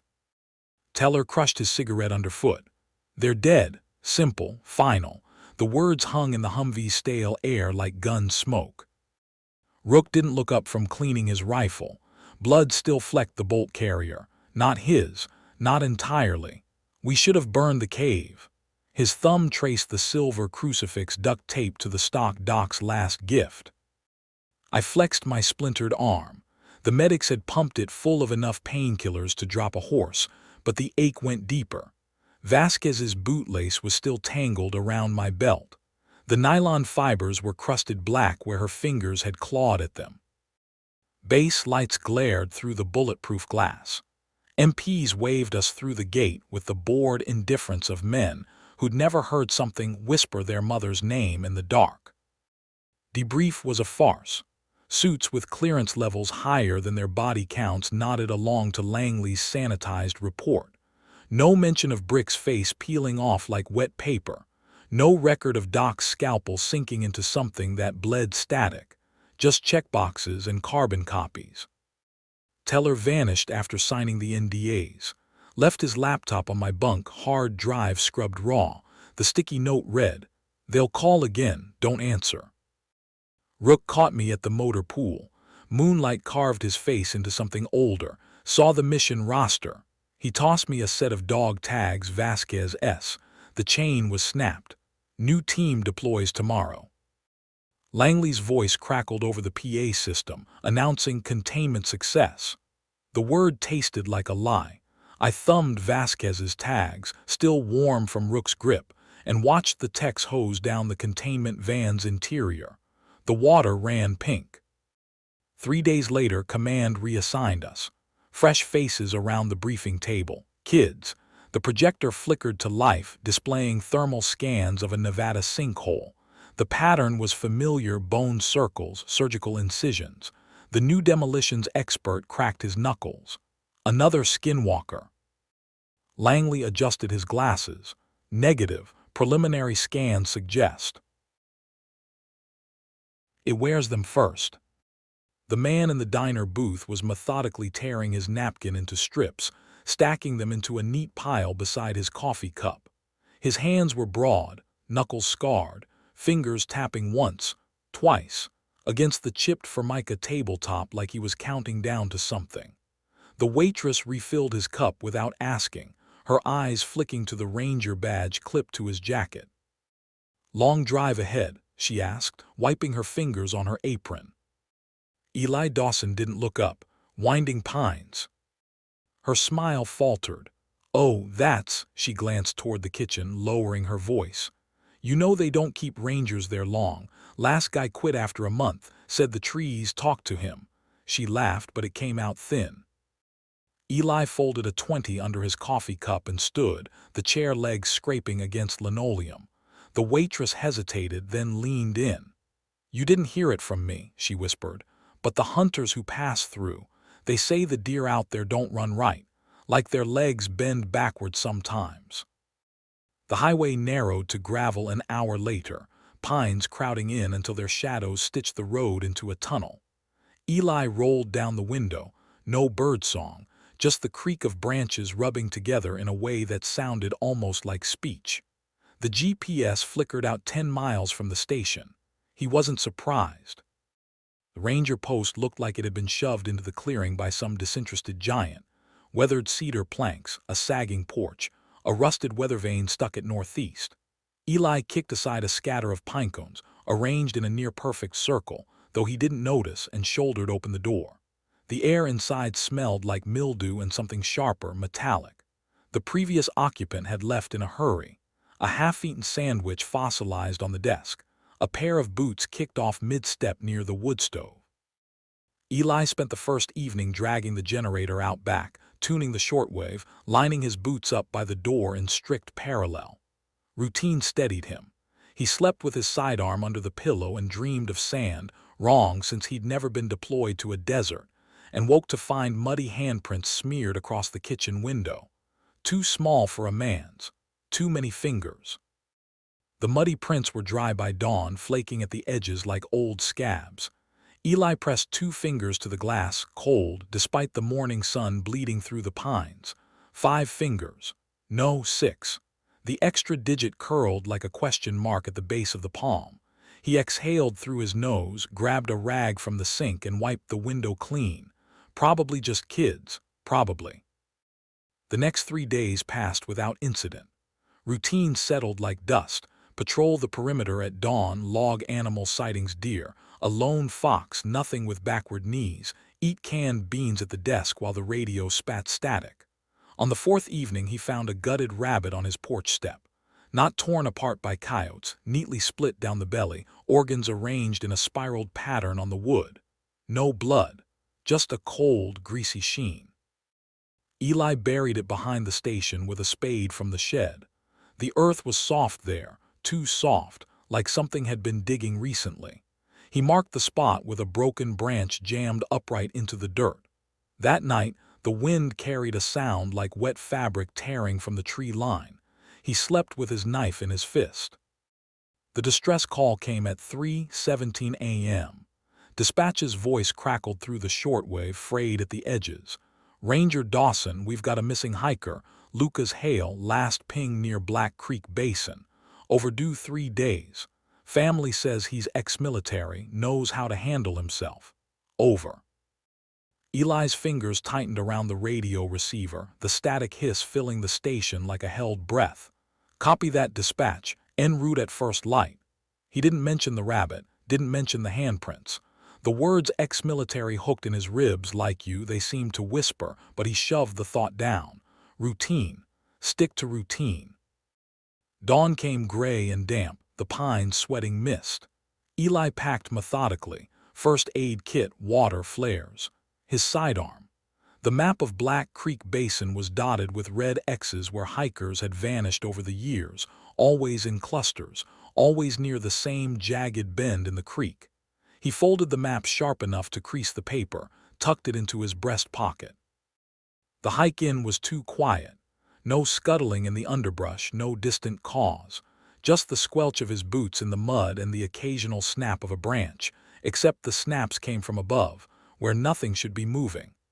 Eli kept his eyes forward, but his periphery caught shifts in the canopy, shadows pooling between leaves like ink in water. Lucas's campsite looked staged. The tent sagged, one pole snapped clean through. A pot of congealed stew sat by the ashes of a fire, spoon still stuck upright in the middle. Eli crouched, touched the spoon handle cold. Then he saw the boot prints. Deep, frantic, sprinting west, then gone after 10 feet. No drag marks, no scuffle, just empty earth. Eli straightened slowly, his knees popping in the damp air. The absence of tracks gnawed at him. He'd seen men vanish before, but never without leaving something behind. A dropped magazine, a shred of fabric, not this. He circled the campsite again, fingertips brushing the snapped tent pole. The break was too clean, like someone had twisted it until the aluminum gave. A glint in the underbrush caught his eye, Lucas's compass, half buried in the leaf litter. Eli pried it free. The needle spun lazily before settling not north but toward the creek. He flipped it over, scratched into the metal casing, ITWATCHES. The letters were jagged, hurried, like they'd been carved with a knife tip. The trees rustled, not the wind, something moving through them. Eli pocketed the compass and unsnapped his holster, thumb resting on the grip of his sidearm. "Lucas," he called, voice too loud in the stillness. No answer, just the creak of branches and a sound like breath huffing through wet teeth. He followed the compass's false north, boots sinking into the creek's black mud. The water smelled wrong, coppery thick. 50 yards upstream, Lucas's backpack hung from a low branch, straps shredded. The fabric was damp with something darker than water. Eli reached for it, then froze. The blood wasn't dripping. It was climbing the fabric in thin, vein-like threads, weaving itself back into the seams. Eli's breath hitched as the blood threads pulsed, contracting like living muscle beneath his fingertips. He jerked his hand back too late. A single crimson filament clung to his glove, wriggling toward his wrist seam. He ripped the glove off and flung it into the creek, where it sank with a hiss, the water boiling briefly before going still. The backpack twitched. Not the wind. Something inside shifting, no rearranging. Eli drew his sidearm, the click of the safety loud enough to echo. A wet pop sounded from the pack's main pouch, followed by a slow, deliberate unzipping from within. The teeth parted like a grinning mouth, revealing a glistening mass of hair. No, fingers. Dozens of them, knuckle to fingertip, braided into a nest of twitching digits. At the center, something peeled open. An eyelid, lidless and yellow, its pupil slit like a cat's. Eli. The voice wasn't Lucas's. It wasn't human. It was a wet, clicking approximation, like something peeling vocal cords from a throat and stretching them over broken glass. Eli's finger hovered over the trigger, but the eye blinked, slow and deliberate, and suddenly his arm felt too heavy to lift. The gun wavered. The braided fingers unfolded like a grotesque flower, tendons snapping audibly as they stretched toward him. The eyelid rolled back further, revealing too much white. No, not white. Pale green, the color of a corpse's underside. The voice came again, this time layered, Lucas's pleading tone stitched over Eli's dead father's rasp. "You left the door open. You always leave the door open." Eli staggered back, his boothiel catching on a root that hadn't been there a second ago. The forest tilted. Above him, the canopy writhed, branches knitting together into a lattice too tight for sunlight to pierce. The backpack hit the ground with a wet thump, the fingers scrambling now, digging into the earth like worms fleeing a hook. The eyelid pulsed. Then the screaming started. The scream wasn't Lucas's. It wasn't even human, just a raw, splintering sound that seemed to come from everywhere at once, the trees themselves vibrating with it. Eli's eardrums throbbed. His vision blurred at the edges, the forest tilting sideways as the root beneath him twitched, curling around his ankle like a living thing. He kicked free, rolling onto his knees just as the backpack shuddered violently. The braided fingers spasmed, tendons snapping like overtuned guitar strings, and the yellow eye bulged impossibly wide before. Pop, it burst in a spray of thick, greenish fluid. Eli didn't wait, he ran. The trail back was gone. The creek's bend he'd memorized twisted the wrong way, water flowing uphill for 3 impossible seconds before correcting itself with a sickening lurch. Behind him, the canopy thrashed, branches whipping like arms in a frenzy. He could hear it now, not just the scream but the words underneath, syllables stitched together from voices he knew. His drill sergeant barking orders, his sister singing that off-key lullaby she'd made up when they were kids, the last choked gasp of the recruit who'd bled out in his arms during training. All of them looping, overlapping, mocking. Eli. The trees sided this time, their trunks splitting vertically for a heartbeat, just long enough to reveal something slick and pink pulsing beneath the bark. Eli didn't look. He focused on the weight of the sidearm in his hand, the realness of it, the way the grip dug into his palm. The compass burned in his pocket. He could feel its needle spinning wildly now, the metal searing through the fabric. Eli's lungs burned as he crashed through a thicket of blackberry brambles, thorns tearing at his jacket sleeves. The station's porch light flickered in the distance, too far, still too far, and the trees behind him groaned like old ship timbers under strain. Something heavy hit the ground where he'd just been, shaking the earth with a wet thud. He didn't turn. Didn't need to. The air reeked of turned soil and spoiled meat, and beneath that, something colder, older, like the scent of a glacier cracking deep underground. The station's door loomed ahead, half ajar from his hurried departure earlier. Eli vaulted onto the porch, his boothiel skidding on the rabbit's dried blood still smeared across the wood. He caught himself on the door frame, shoulder slamming into the jamb as he wrenched the door shut behind him. The lock clicked, too flimsy. He dragged the oak desk across the floor, its legs screeching against the floorboards, and braced it against the door just as something thumped against the other side. The wood flexed inward with a sound like a ribcage splintering. Static screamed from the shortwave. Eli ripped the cord from the wall, silencing it mid-squawk. His hands shook as he reloaded the sidearm, 6 rounds left. He dumped the remaining bullets from the box into his pocket, brass jingling against the compass still burning there. The station's windows reflected his own wild-eyed face back at him, but between the panes, the darkness outside rippled, as if the night itself had grown a skin. A whisper seeped through the floorboards. "You brought it with you." Eli looked down. The blood filament from the creek, the one he'd thought he'd thrown off, was curled around his bootlace, pulsing faintly. He stomped on it, grinding his heel until the thing went still. When he lifted his foot, nothing remained but a blackish smudge. The floorboard beneath it was warm. The station's walls breathed. Not a metaphor. Eli could see the cedar planks bowing inward with each gust outside, then exhaling back into place with a groan. He pressed his palm flat against the wood. Warm. Too warm for October.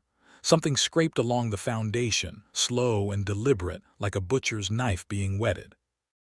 Eli checked the windows. His reflection stared back, pupils blown wide, but beyond the glass nothing. Just the pines swaying and no wind he could feel. Then the radio crackled to life without being plugged in. Dispatch's voice oozed through, stretched thin as old tape. "Ranger Dawson, come in. Lucas Hale's family is asking, did you find his boots?" Over. A thump from the porch. Eli spun, sidearm up. Through the door's warped slats, a shadow elongated, wrong proportions, legs too long, arms boneless. The knob rattled, not a turn. A vibration like something testing the metal's resonance. The floorboards by the wood stove creaked. Eli whipped around. There in the dust, fresh footprints, barefoot, 5 toes, 6.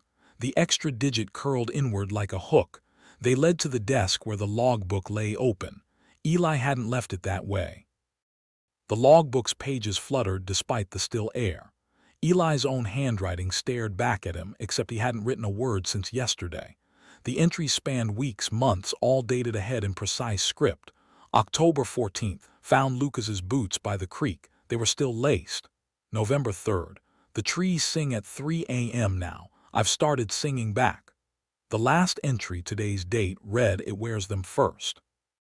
Eli slammed the book shut. The desk drawer beneath it slid open on its own, revealing Lucas Hale's dog tags coiled like a snake around his own service pistol, the one he'd lost in Kandahar. The metal was warm. Eli reached for it, then froze. The tags were Lucas's. They were his, the letters of his name rearranged. Eli Dawson now read I wear SANDLO. Outside, the porch groaned under sudden weight. The radio fizzed again, this time spitting Lucas's voice. Illy, open the door. It's colder than you think out here. Before melting into a child's giggle.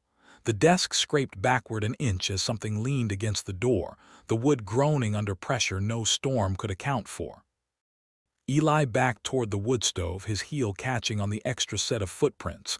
They were his size, his gait, but the sixth toe left a deeper impression, like it bore more weight. The stove's iron door hung ajar. Inside, the ashes were still warm. Nestled in them, a single molar, human, fresh enough to glisten. Eli's breath fogged in the sudden chill. Hadn't he lit the stove this morning? The molar gleamed in the embers, its roots blackened as if chewed by fire. He crouched, the sidearm's grip slick in his palm, and prodded the tooth with his knife tip. It rolled over with a clink, revealing grooves along the crown too precise for decay. Carved. The shape nagged at him, a pine tree with too many branches, or maybe a hand with.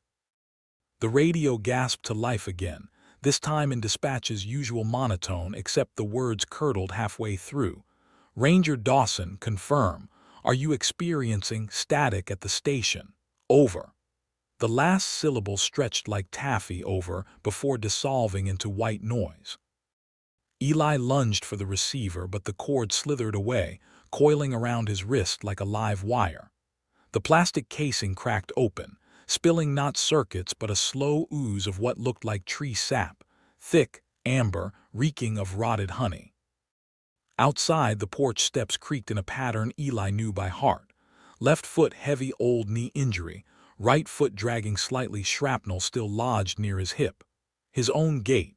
His breath hitched as the footsteps paused outside the door. The knob didn't turn. It elongated, the metal stretching upward into a slender spike before snapping back with a sound like a bone resetting. The logbook flapped open again, pages riffling to an entry dated tomorrow. Found my boots by the creek. They were still laced. The teeth inside weren't mine. Eli's handwriting, Eli's syntax. But the word teeth hooked into his ribs, because now the stove's ashes were moving, the molar shuddering as dozens more teeth pushed up from the soot like pale grubs. They arranged themselves in rows too neat, forming a jagged grin that clicked once, twice, in perfect sync with the tapping of his own knife against the floorboards. The teeth in the stove clicked again, tap-tap, matching Eli's own pulse. He stared at the grin forming in the ash, its edges too precise, too aware. The radio cord around his wrist tightened, sap seeping into his sleeve, warm as blood. Outside, the footsteps resumed, drag step, but slower now, savoring. The doorframe groaned inward, splinters raining from the hinges. Eli wrenched his knife free and sawed at the sap-coated cord. It resisted, strands snapping with a sound like green wood splitting. The moment it gave, the radio burst into a chorus of overlapping voices, Lucas begging for help, dispatch repeating over like a broken record, his father murmuring, "You should have locked the door." Eli hurled the radio against the wall. It shattered, but the voices pooled on the floorboards, slithering toward him in viscous puddles. The stove's iron door creaked wider. The molar rolled out, followed by the others, clicking into place like pieces of a puzzle Eli didn't want solved. They formed a jawbone, incomplete, the teeth gnashing silently. Eli backed toward the window, but his reflection didn't move. It stared past him, lips parting to reveal an extra row of incisors. A wet crunch came from the porch. Eli spun as the door's top hinge ripped free, nails screeching like a wounded animal. Through the gap, a hand gripped the frame, pale, six-fingered, the nails blackened with creek mud. It flexed, tendons popping, then pushed. The desk scraped backward, its legs carving gouges in the floor. Eli's breath came in ragged bursts as he braced against the desk, his boots sliding on the sweat-slick floorboards. The thing outside pushed again, and this time the doorjamb splintered with a sound like a ribcage giving way. The hand, too long, too many knuckles, twisted inward, groping blindly for the gap. Eli swung his sidearm up and fired. The bullet tore through flesh that wasn't flesh. The hand recoiled, fingers spasming, but the wound didn't bleed. It peeled, layers of skin curling back like old wallpaper to reveal something glistening and green beneath. The radio's voice bubbles surged toward his boots, bubbling into syllables. "Eli, it's colder than you," he stomped down, and the words burst like rotten fruit. The stove's teeth grin chattered louder now, the jawbone assembling itself in fits and starts. Eli kicked the iron door shut, but it bounced open, spitting another molar onto the floor. This one was fresh, the root end still clotted with gum tissue. His tongue found the gap in his own back teeth, the one he'd lost to a fistfight at 16, and his stomach lurched. Outside, the footsteps circled the station, each drag step syncopated with the clicking teeth. The walls breathed faster now, planks bowing like a ship's hull in a storm. Eli grabbed the logbook. The pages were hot, the ink smearing under his thumb, and hurled it into the wood stove. The flames roared up, swallowing tomorrow's entry whole. For a heartbeat, the room held its breath. Then the stove belched black smoke, and the teeth inside screamed, a sound like 1,000 nails dragged across slate. The door burst inward. The desk toppled backward, pinning Eli's legs as the door swung wide, not on hinges, but on something thicker, wetter, the wood itself bleeding sap where the frame had torn. The thing in the doorway wasn't Luca's, wasn't human. It wore Eli's face like a poorly fitted mask, the skin stretched taut at the temples, lips split where the jawbone jutted too far left. Its right hand, no, his right hand, down to the scar across the knuckles, clutched Lucas's dog tags. The extra finger curled around the chain like a lover's braid. "Evening, Ranger," it said, Eli's voice layered over something that crackled like burning bark. It stepped inside, his boots, still caked with Black Creek mud squealing on the floorboards. The stove's teeth grin chattered in recognition. Eli heaved the desk off his thighs, scrambling backward until his spine hit the wood stove. The thing paused by the toppled logbook, its head cocked at the same angle Eli used when checking trail markers. "You left the door open," it sighed, tossing the dog tags at his feet. They landed with a chime, "I wear SANDLO" glinting in the firelight. The radio's voice bubbles surged toward the thing's boots, bubbling into Lucas's pleading tone. "Help me, Eli." It stomped down absently, silencing the words with a wet pop. The thing crouched beside Eli, its knees popping in perfect sync with his own stiff joints. Up close, its skin had the texture of birch bark painted over muscle, too smooth where it shouldn't be, fissured in places that made Eli's own scars itch. It inhaled deeply, nostrils flaring, and exhaled a breath that smelled of turned earth and the metallic tang of the creek. "You're thinking too loud," it murmured, tapping Eli's temple with a finger that bent one knuckle too many. Eli's sidearm was still in his hand. Useless now, but the weight was a tether. He thumbed the safety off. The thing chuckled, a sound like pebbles rattling in a tin can. "Already tried that," it said, nodding to the bullet wound in its chest, a perfect hole, edges peeling back to reveal not blood but a slow seep of amber sap. "Hurts, though, like chewing tinfoil." Outside, the trees groaned, not wind, something moving between them, branches parting for a shape Eli wouldn't look at directly. The thing followed his gaze and smiled, lips splitting further at the corners. "They're shy," it said, patting Eli's knee with a hand that left damp prints on his pants. "Took them decades to wear Luca's right. You." It leaned in, breath hot as a forest fire. "You're halfway there already." The stove's teeth chattered in agreement. Eli's reflection in the blackened iron door wasn't his own anymore, jaw unhinged, pupils blown wide, a slow drip of something dark from the corner of his mouth. He wiped at it instinctively. His fingers came away streaked with creek mud and pine needles. Eli's breath hitched as the thing leaned closer, its nostrils flaring like it was tasting his fear.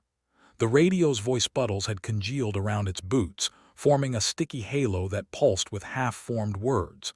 He could feel the weight of his sidearm, still useless, still comforting, as his fingers twitched against the trigger guard. The thing noticed. Its smile widened, gums blackening at the edges like rotten bark. "You always were stubborn," it said, tapping Eli's temple again. The touch sent a jolt through him, memories unfurling too fast. His first day at basic training, the metallic taste of his own blood after a sparring match gone wrong, the way Lucas had looked at him across the campfire last winter, like he knew something Eli didn't. The thing exhaled, its breath reeking of turned earth, and the memories dissolved into static. Outside, the trees shuddered. Branches lashed against the station's roof in a rhythm too deliberate to be wind. The thing tilted its head, listening, then nodded as if answering a silent question. Eli seized the moment. He jammed the sidearm's barrel under its chin and fired. The gunshot echoed like a cracked bell. The thing's head snapped back, neck bending at an impossible angle, but it didn't fall. Sap oozed from the wound, thick and amber, clotting almost instantly. Tusk! The thing righted its head with a wet pop. Waste of a good bullet. It plucked the gun from Eli's grip with fingers that bent the wrong way at the knuckles. The metal groaned as it crushed the barrel into a twisted knot, then tossed the ruined weapon into the wood stove. The teeth inside shrieked, devouring it with a sound like grinding bones. The thing's breath fogged against Eli's face, sour as fermented sap. "You're not listening," it sighed, tapping Eli's chest with a finger that left a damp, spiraled mark on his shirt. The stain spread like ink in water, threads of black branching outward until the fabric itself began to breathe, rising and falling in time with the station's walls. Eli clawed at it, but the threads tightened, constricting around his ribs like living roots. Outside, the trees fell silent. Not even the mockery of wind remained. The thing stood abruptly, its joints unfolding rather than bending, and crossed to the window in 3 strides that covered too much distance. It pressed its palms, his palms, down to the crescent moon scar from a childhood fishing hook, against the glass. The panes fogged, then melted, the sills sprouting thin white tendrils that quested toward Eli's boots. The wood stove belched. A molar skittered across the floor, coming to rest against Eli's ankle. He kicked it away, but the tooth bit him first, its roots latching onto his skin with a pain like frostburn. The thing at the window didn't turn.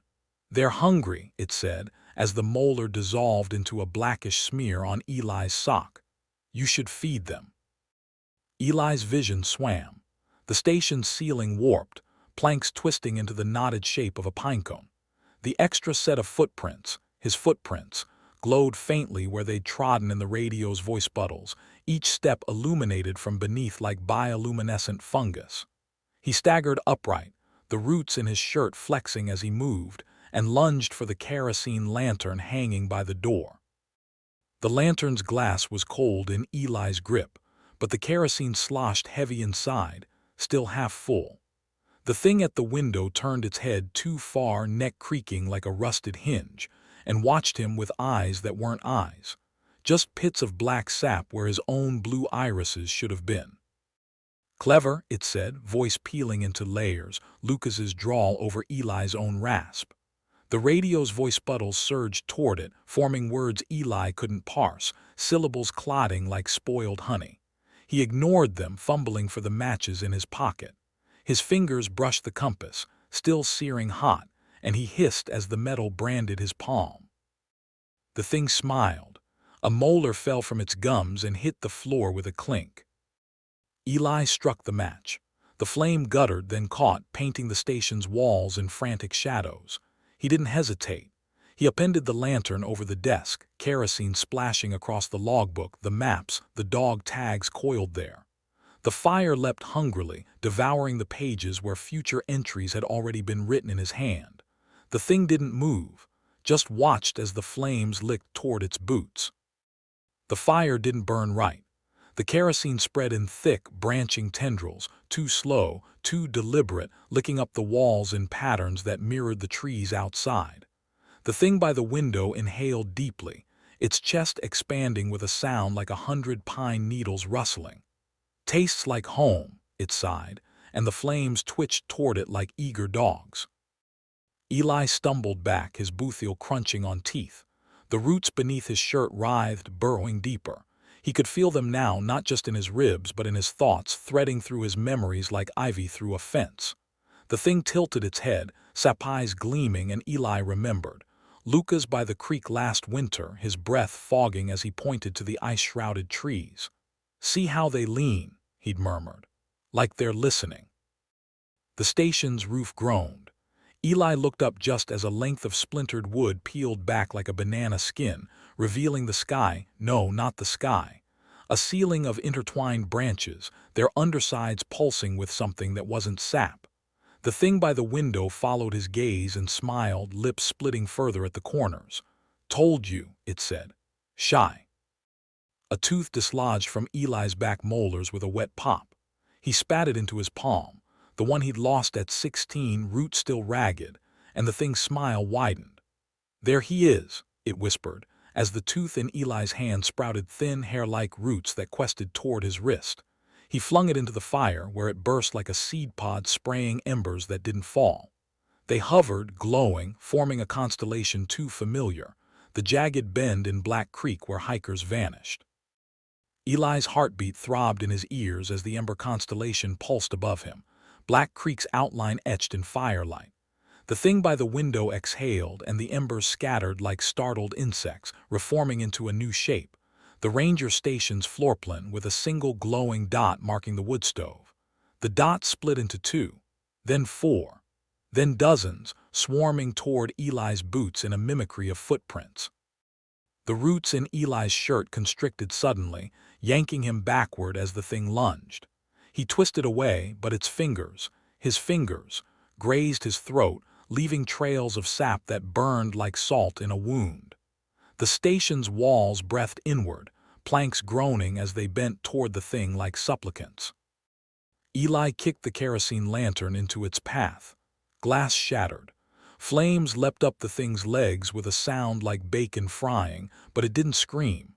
It laughed, a wet, clicking chuckle that made Eli's molars vibrate. "Warmer," it said, batting at the fire with hands that smeared more than extinguished. The flames clung, spreading up its arms in fractal patterns that mirrored the pine bark outside. Eli scrambled toward the shattered window, glass biting into his palms, but the roots under his skin twitched, anchoring him in place. He looked down. His veins were visible through his skin now, not blue, but black, branching under his flesh like ink in water.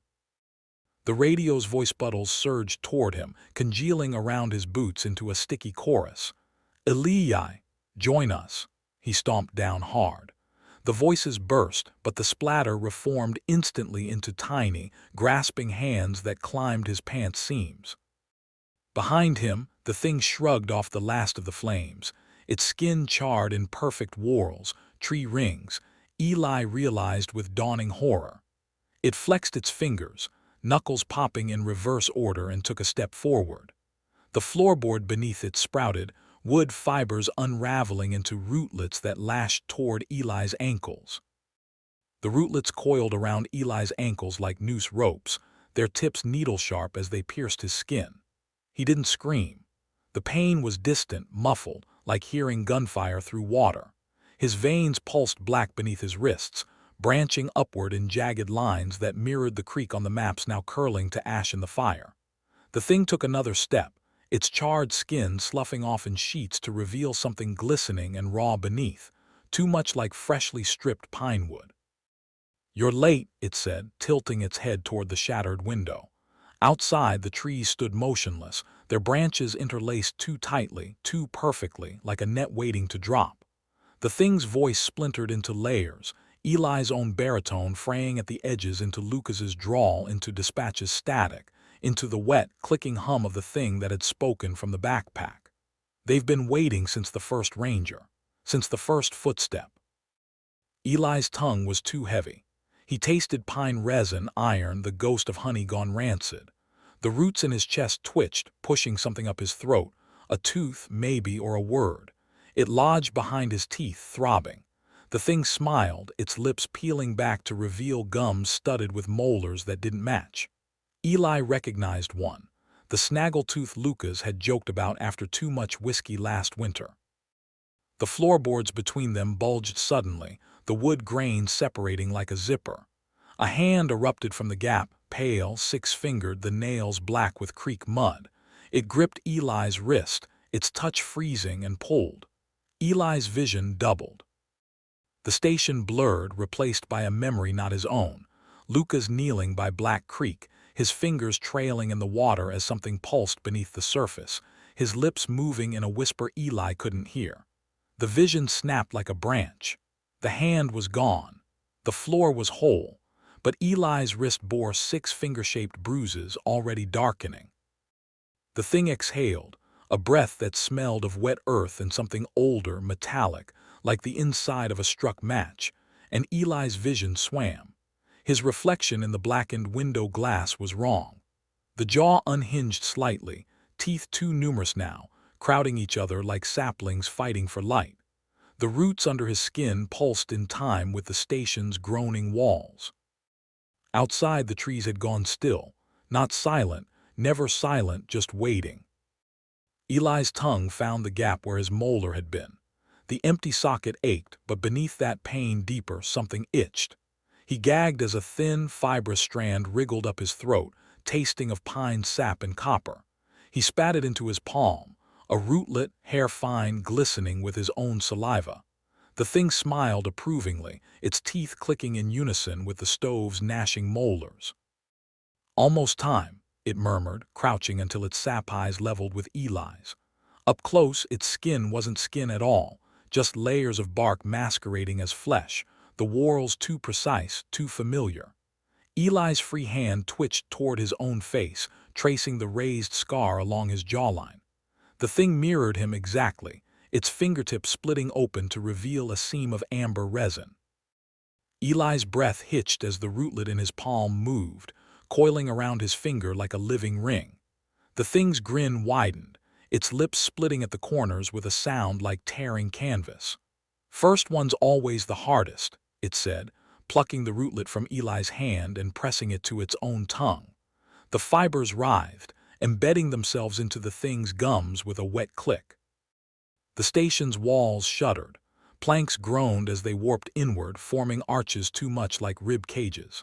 Eli staggered back, his boothiel crushing a molar that shrieked beneath his weight. The sound echoed in his skull, not pain but recognition. Lucas's voice, trapped in the enamel. The thing lunged. Eli sidestepped, but the roots under his skin jerked, twisting his torso violently to the left. He collided with the wood stove, iron searing his forearm as the stove's door burst open. Teeth rained out, each one embedding itself in the floorboards with a meaty thunk. They sprouted instantly, thin white shoots unfurling like fiddleheads in fast motion. The thing laughed, a sound like wind through a hollow log, and swept a hand through the growth. The shoots withered at its touch, collapsing into dust that swirled toward Eli's boots. "Stop fighting," it murmured, the words vibrating in Eli's molars. "You've been hours since you stepped into the creek." Eli's breath came in ragged bursts as the roots under his skin writhed, burrowing deeper with every heartbeat. The thing loomed closer, its bark flesh creaking with each step, the scent of damp earth and rotting honey thick enough to coat his tongue. He tried to raise his arm, to fight, to flee, but the roots held him fast, tendons popping under the strain. The station's windows shattered inward without sound. Shards of glass hovered midair, each fragment reflecting not Eli's face, but the thing's, his features distorted, jaw unhinged, eyes pooling black. The glass shards rotated, aligning like compass needles, all pointing to the gaping hole in the floorboards where Lucas's hand had emerged. The thing leaned down, its breath hot and sour against Eli's cheek. "Listen," it whispered.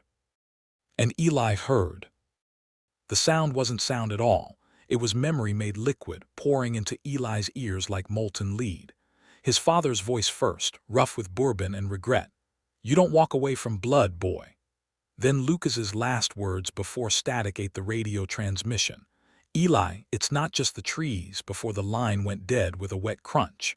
Underneath it all, a hum like power lines in winter, vibrating with something older than language. Eli's knees buckled. The roots beneath his skin flexed, holding him upright like puppet strings. The thing's face hovered inches away, its bark flesh peeling back to reveal the hollow where a throat should be. From that darkness came a single perfect note, the sound a pinecone makes when it hits forest loam after falling 200 feet. The station's walls bloomed. Planks split like seed pods, unleashing torrents of black sap that writhed midair, forming shapes too fluid to hold. A man running, a mouth screaming, a service pistol dissolving into roots. One strand lashed out, wrapping around Eli's wrist with the familiarity of a handshake. It pulsed, once, twice, in time with his carotid. "They're here," the thing said, its voice the sum of every whisper Eli had ever heard in the woods at dusk. It gestured to the shattered windows where the trees pressed close, their branches now still. Too still. Between the needles, Eli saw them, faces pressed against the inner bark like insects trapped in amber. Some he recognized, Lucas's wide-eyed terror, Dispatch's slack-jawed confusion, but most were strangers, their features stretched as if caught mid-scream. Their mouths moved in perfect unison, chewing at the air. Eli's breath hitched. The faces in the trees weren't just pressed against the bark. They were the bark. Grain twisted into foreheads, knots gaping like mouths, their silent screams etched in growth rings. The thing beside him exhaled, and the nearest tree face shuddered, its wooden lips peeling back to reveal 100 needle-thin teeth. The roots in Eli's chest twisted. Pain flared bright, cleansing, and for a heartbeat his vision cleared. The station's walls weren't breathing. They were shedding, outer planks sloughing away to reveal wet, pulsating wood beneath, veined with the same black threads that now branched under his skin. He looked down. His hands were wrong. The knuckles bulged slightly, skin taut over what felt like knots. The thing noticed his attention and smiled, its teeth too many, too sharp. "See," it whispered, tapping Eli's wrist where the root pulsed. A splinter jutted from the skin. No, not a splinter. A twig, green at the tip. Eli gagged. The thing's grin widened. Almost time. Outside, the tree faces strained forward, their groans harmonizing into a single word. "Join." The sound vibrated through Eli's ribs, resonating with the roots inside him. He stumbled back, boots crunching on teeth that had grown into the floorboards like saplings. One pierced his soul, cold, sharp, and he felt it, felt the way the forest felt, the hunger of 1,000 roots seeking purchase. Eli's scream lodged in his throat like a swallowed pinecone. The twig protruding from his wrist flexed, alive, and a shudder ran up his arm, branching into his shoulder like lightning splitting a tree. The thing nodded approvingly, its bark flesh rippling as it pressed a hand to Eli's chest. Through his shirt, the roots beneath his skin stirred in response, twining around its fingers with the eagerness of vines finding a trellis. The station's floor buckled suddenly, boards snapping upward like bear traps. Eli barely registered the pain as teeth, Lucas's teeth, his own teeth pierced his calves, anchoring him in place. The thing leaned in, its breath hot and sweet as fermenting sap. "Breathe," it whispered, and Eli's lungs obeyed before his mind could resist. The air tasted of loam and lightning, flooding his bloodstream with something older than oxygen. His vision swam.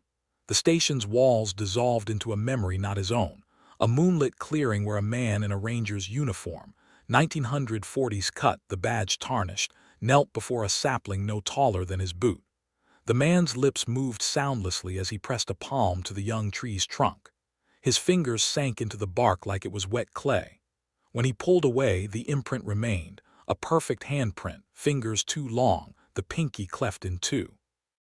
The vision shattered. Eli gasped back in the station, his mouth full of the taste of burnt honey. The thing's hand still pressed to his chest, its fingers now inside him, knuckles distending his ribs like roots cracking stone. It didn't hurt. That was worse. It felt like uncurling after decades of being folded too tight. Eli's breath came in shallow gasps as the thing's fingers flexed inside his ribcage, each movement sending ripples through the roots that now threaded his organs. His reflection in the shattered window glass was unrecognizable, jaw unhinged, pupils black and depthless as creek water at midnight. The twig in his wrist had grown, splitting into delicate branches that curled around his forearm like ivy. He tried to speak, but his tongue was heavy, coated in something bitter and green. The thing withdrew its hand with a wet pop, strands of Eli's own tissue stretching between its fingers before snapping. "There," it murmured, licking the residue from its knuckles. "Better." Outside, the trees sighed in unison, their branches dipping low as if bowing. The station's walls peeled back like birch bark, revealing the forest beyond, closer than it should be, the pines pressing in until their needles brushed Eli's cheeks. He blinked, and the needles were inside his eyelids, pricking with every flutter. The thing crouched beside him, its knee joints crackling like damp wood in a fire. It held up Lucas's dog tags, "I wear SANDLO" glinting, and draped them over Eli's twig wrist. The metal seared his skin, branding letters into the wood, "and SOIL." The dog tags burned deeper, the metal fusing with the wood of Eli's wrist as the letters rearranged themselves again, "and SOIL" curling into "low and is." The thing chuckled, a sound like roots cracking through frozen soil, and pressed a finger to Eli's forehead. His skull gave, soft as rotted timber, and the thing's fingertips sank into the first knuckle. Eli's vision fractured. He saw the station from above, the roof peeled back like the lid of a tin can, his own body crouched at the center, twigs sprouting from his shoulders in crooked mimicry of wings. The thing knelt beside him, its mouth moving, but the words came from the trees outside, from the molars clicking in the stove, from the black sap bubbling between the floorboards. "Almost done." Eli's lungs hitched. Air moved through him differently now, filtering through fibrous tissue that was quite lung, wasn't quite wood. He exhaled, and a thin mist of pollen ghosted from his lips. The thing inhaled sharply, nostrils flaring, and the pollen swirled into its mouth like smoke drawn to an updraft. The pollen settled on the thing's tongue, and for a heartbeat, just one, it looked almost human. Its eyes widened with something like recognition, lips parting around a sound too soft to be a word. Then the moment snapped. Its jaw unhinged sideways with a wet crack, and the pollen burst into a dozen winged seeds that fluttered up to nest in the rafters. Eli tried to scream again, but his throat was all root knots now, the sound dying in a rattle of twigs. The thing tilted its head, studying him with eyes that reflected nothing, not even the firelight. "SHH," it murmured, thumbing sap from Eli's lower lip. The touch left a spiraled mark that burned cold. "You're thinking in straight lines again." Outside, the tree faces pressed closer, their wooden lips smacking hungrily. One near the porch, its features blurred like a photo left in the rain, strained so far forward that its bark split vertically with a sound like a zipper. Inside, darkness, and the faint gleam of teeth floating in sap. The thing stood abruptly, its limbs unfolding like a carpenter's rule. It gripped Eli's chin, forcing his gaze to the shattered window. The glass shards still hung in midair, but now they showed only the clearing outside, the pines, the starless sky, the ranger station's porch where something crouched in the shadows. Not the thing. Not Eli. Something older, its outline warping the moonlight like heat haze over asphalt. The thing holding Eli's chin leaned in, its breath frosting the air between them into shapes like inverted tree rings. "Watch," it whispered. The porch shadow unfolded, not limbs, but something segmented and wrong, too many joints clicking in a rhythm that made Eli's teeth ache.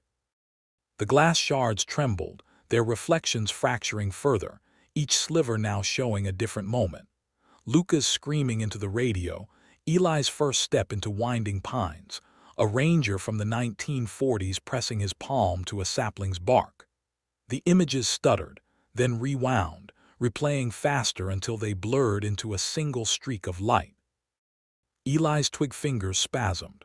The dog tags fused to his wrist chimed softly, the letters rearranging once more, "low and is" bleeding into lost and. The thing exhaled and the glass shards sang, a high-pitched whine that drilled into Eli's skull. Outside, the porch shadow pulsed, its edges fraying into root-like tendrils that quested toward the station. The nearest tree face moaned, its bark peeling back to reveal a hollow where its throat should be. From the darkness inside came a sound like a rock dropped into a deep well, the thunk of impact, then the wet echo of something surfacing. The thing released Eli's chin and stepped back, its boots leaving prints of black sap that sprouted tiny white filaments. "They're here for the wearing," it said, gesturing to the porch shadow as it seeped under the doorframe. The wood hissed where it touched, planks curling inward like paper in flame. Eli's lungs burned, not with fear now, but with the raw, green ache of new growth. His ribs creaked, the roots inside him flexing against bone as the shadow oozed across the floor, its surface bubbling with half-formed faces. The radio's voice bubbles surged toward the shadow, congealing around its edges in a mimicry of limbs. Lucas's voice rose from the mess, slurred and wet. "Eli, it's easier if," before dissolving into a sound like a deer's leg snapping in a trap. The shadow reached for Eli, its appendage elongating unnaturally, fingertips splitting into 5 smaller shadows that branched again and again, fractal-like, until 100 needle-thin tendrils hovered inches from his face. The tendrils brushed Eli's cheeks, cold, then burning, then inside him, threading through muscle like roots through soft earth. His jaw locked, teeth grinding as his vision kaleidoscoped. The shadow's fingers were memory, were time, were the creak at midnight and Lucas's last breath and his father's whiskey-sour laugh all braided together. He tasted pine sap and gunpowder, felt the weight of his dog tags fuse to the twig flesh of his wrist. The thing, his thing, the one wearing his face and scars, knelt beside the shadow, its fingers interlacing with the dark tendrils. "Almost," it murmured, and the word echoed from every tree face outside, from the molars chattering in the stove, from the black sap pooling between Eli's ribs. The shadow's fingertips flexed, and Eli's bones sang with the vibration, a sound like wind through power lines. Then, a snap. The snap wasn't sound. It was the absence of it, the moment a branch gives way underfoot in a silent forest. Eli's vision inverted. The station's walls yawned outward, planks unraveling into roots that pulsed with the same rhythm as the thing pressing its fingers into his chest. The shadow's tendrils coiled deeper, threading through his ribs like stitches in rotten fabric. He couldn't scream. His tongue was sapwood now, rough and splitting. The thing wearing his face leaned closer. Its breath smelled of turned earth and the metallic tang of green walnuts. "There," it whispered, tapping Eli's sternum where the roots converged. The impact sent a shockwave through him, not pain, but the hollow ache of a tree shedding its leaves in autumn. His skin rippled, patches of bark erupting along his collarbones. Outside, the tree faces groaned in unison. The one by the porch split wider, its hollow throat gulping air like a landed fish. From the darkness inside came a wet, clicking rustle, the sound of countless small things moving in unison. The shadow at Eli's feet trembled, its surface bulging as something pressed against it from beneath. A hand. Then another. Dozens more, all straining upward, fingertips brushing Eli's boots with the dry whisper of falling leaves. The thing tilted its head, studying the emerging hands with something like pride. "Told you," it murmured. "Hungry." It gripped Eli's wrist, the one fused with dog tags, and pressed his twig fingers to the nearest reaching hand. The moment they touched, Eli remembered. Eli remembered the weight of Lucas's pack when he'd first lifted it from the mud, how it had sagged unnaturally, as though something inside had unspooled. The memory hit like a sawtooth blade, and suddenly he was there again, kneeling by Black Creek, his fingers sinking into the pack's shredded fabric, pulling free a fistful of wet, braided hair that moved in his grip. The roots in his chest twisted, and the memory shattered. The shadow's hand seized Eli's wrist, their fingers fusing with his twig flesh in a series of wet pops. Sap welled at the seams, thick and amber, carrying voices, Lucas begging, his father cursing, a dozen other pleas Eli couldn't place.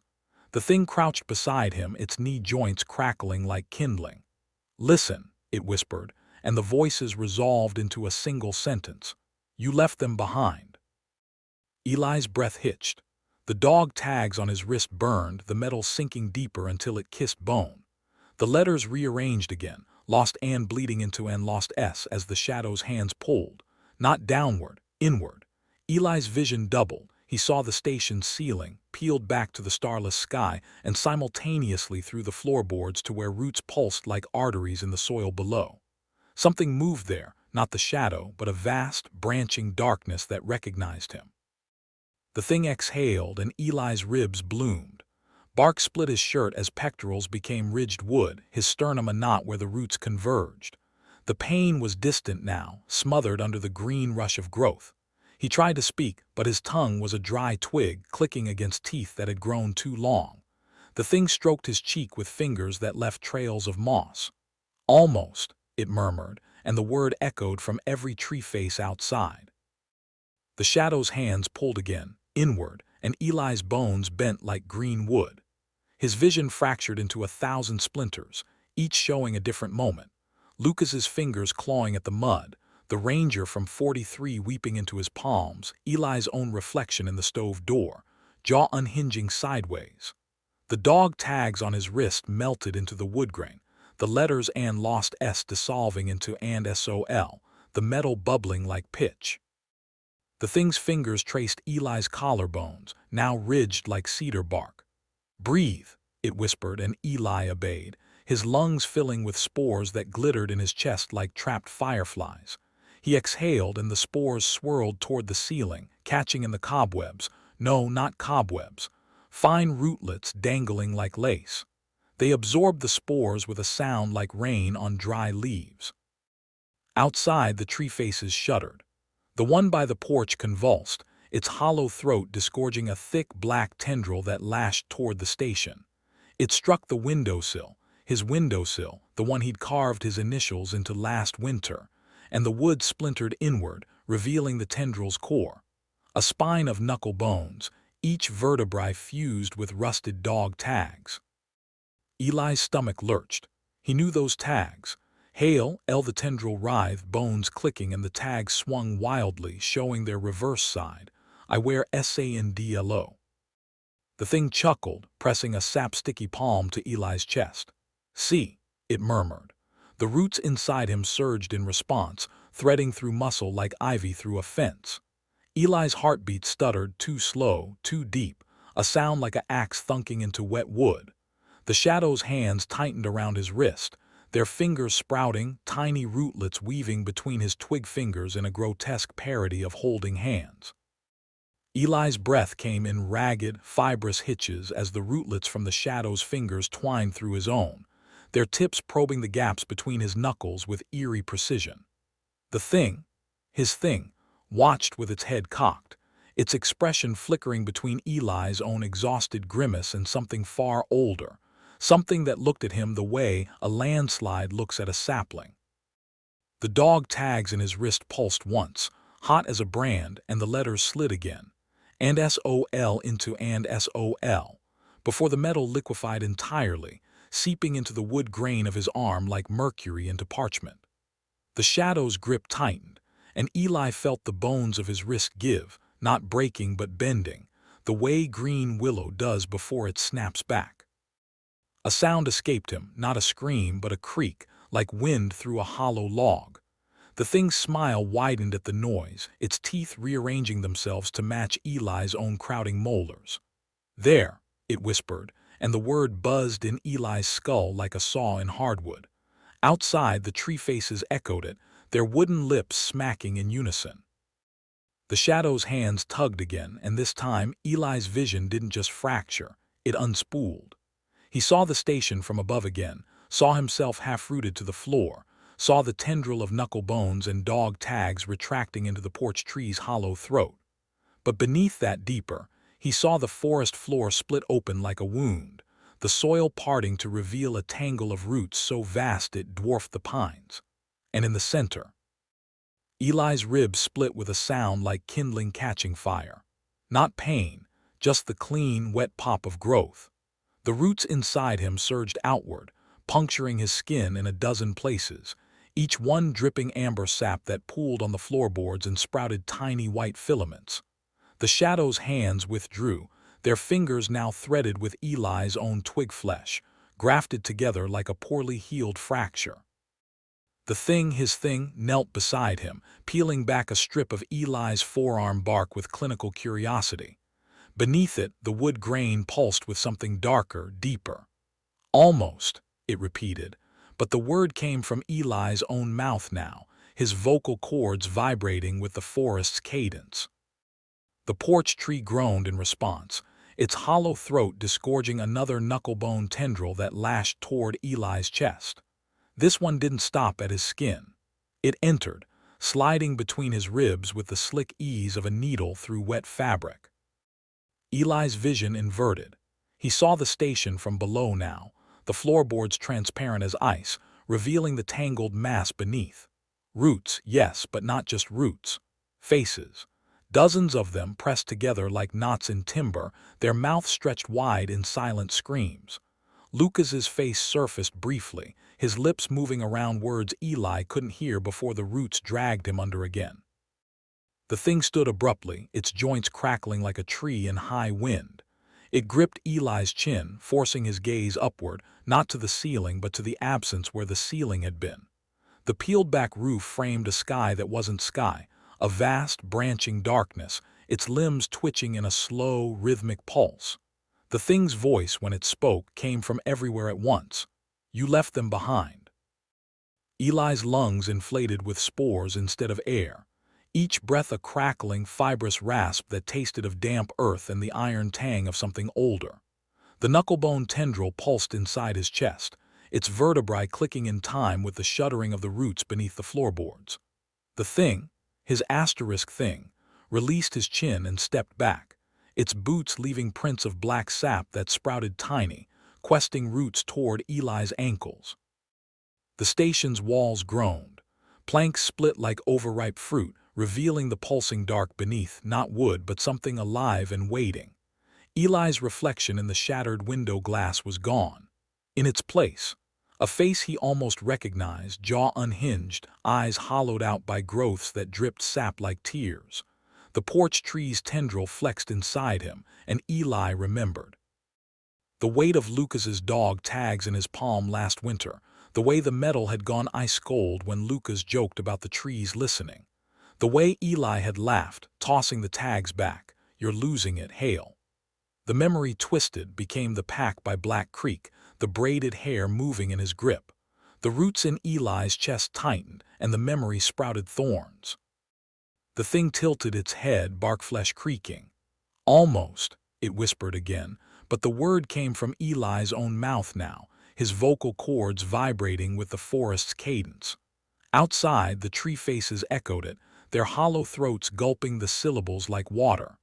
The knucklebone tendril in Eli's chest twisted, and his vision kaleidoscoped. Eli's next breath didn't come. His ribs were cedar now, the spaces between them woven with rootlets that pulsed in time with the station's groaning walls. The knucklebone tendril in his chest bloomed, vertebrae splitting into fibrous strands that braided around his sternum like ivy on a trellis. He tried to scream, but his throat was sapwood ridged, unyielding, and the sound that escaped was the creak of a branch in high wind. His thing stepped back, its boots leaving prints of black sap that sprouted tiny, questing roots toward Eli's ankles. Outside, the tree faces groaned in unison, their hollow throats gulping air like landed fish. The one by the porch split wider, disgorging another tendril, this one studded with molars that chattered as it lashed toward Eli's face. It stopped inches from his eyes, hovering, the enamel reflecting not Eli's face, but the vast, branching darkness above the station. "See," the thing whispered, its voice the sound of roots sliding through wet earth. Eli saw. The tendril brushed Eli's eyelid, not cold but alive, the molars vibrating against his skin like tuning forks struck against bone. His vision doubled, tripled. He saw the station's wreckage, saw the roots beneath the floorboards writhing with trapped faces, saw the sky that wasn't sky branching endlessly above. But deeper still, he saw the moment Lucas had knelt by Black Creek last winter, his fingers trailing in the water as something pulsed beneath the surface. Not a reflection, but a presence, watching from below with infinite patience. The knucklebone tendril in Eli's chest flexed, and suddenly he wasn't breathing. He was photosynthesizing, his lungs packed with chlorophyll-thick air that tasted of crushed pine needles and the iron tang of groundwater. The roots under his skin pulsed in agreement, threading through muscle like veins through marble. His thing, reached out and snapped off Eli's left pinky finger with a sound like a green branch breaking. No blood, just sap, slow and golden, beating at the fracture. It slotted the twig finger into its own hand, flexing it experimentally before smiling with too many teeth. Outside, the trees shivered, not wind, anticipation. The porch tree's hollow throat convulsed, disgorging a thick rope of braided hair and dog tags that slithered across the floorboards toward Eli. The tags clinked hail, and I wear SANDLO flashing alternately, before the rope coiled around his ankle, the hair twitching against his skin like insect legs. The roots in his chest sang, their vibration resonating with the rope's motion, and Eli remembered. He remembered Dispatch's voice crackling over the radio 3 winters ago, describing hikers gone missing near Black Creek. How the search parties had found only their boots, laces knotted into perfect nooses. The memory sprouted barbs, lodging in Eli's mind like fishhooks. The thing exhaled, and Eli's ribs bloomed wider, bark peeling back to reveal the hollow where his heart had been, now just a knot of roots pulsing in time with the station's groaning walls. Eli's last human thought was the taste of honey, not the rancid ghost from before, but the real thing, thick and golden on his tongue from some half-remembered childhood morning. Then even that was gone, replaced by the slow drip of sap down his chin as his jaw unhinged sideways with a wet crack, the sound of green wood splitting under pressure. The thing wearing his face, becoming his face, reached into the hollow of Eli's chest where his heart had been and plucked out a single, spiraled root. It held the root up to the peeled-back ceiling where the fall sky pulsed, and the root blossomed, unfurling into a perfect miniature pinecone studded with tiny black teeth. The thing smiled Eli's smile, the expression stretching too wide, and pressed the pinecone to its own chest, where the root slid beneath its bark flesh with the ease of a key turning in a lock. Outside, the tree faces stilled. The one by the porch shuddered once, its hollow throat disgorging a final tendril, this one woven from frayed Park Service uniforms and rusted binocular lenses. It wrapped around Eli's throat, not squeezing but grafting, the fabric fibers splitting to reveal sinewy roots beneath that pulsed as they merged with his trachea. Eli's last breath whistled through them, the sound harmonizing with the wind in the pines. The station's walls exhaled. Planks dissolved into rootlets, the furniture melting into the floor as the stove's teeth chattered in a final, grinding laugh before crumbling into acorns. The radio spat out one burst of static, a voice that might have been Dispatch's, might have been Lucas's, might have been Eli's own from some forgotten winter, before the speaker bloomed into a cluster of trumpet-shaped fungi, their gills vibrating with trapped sound.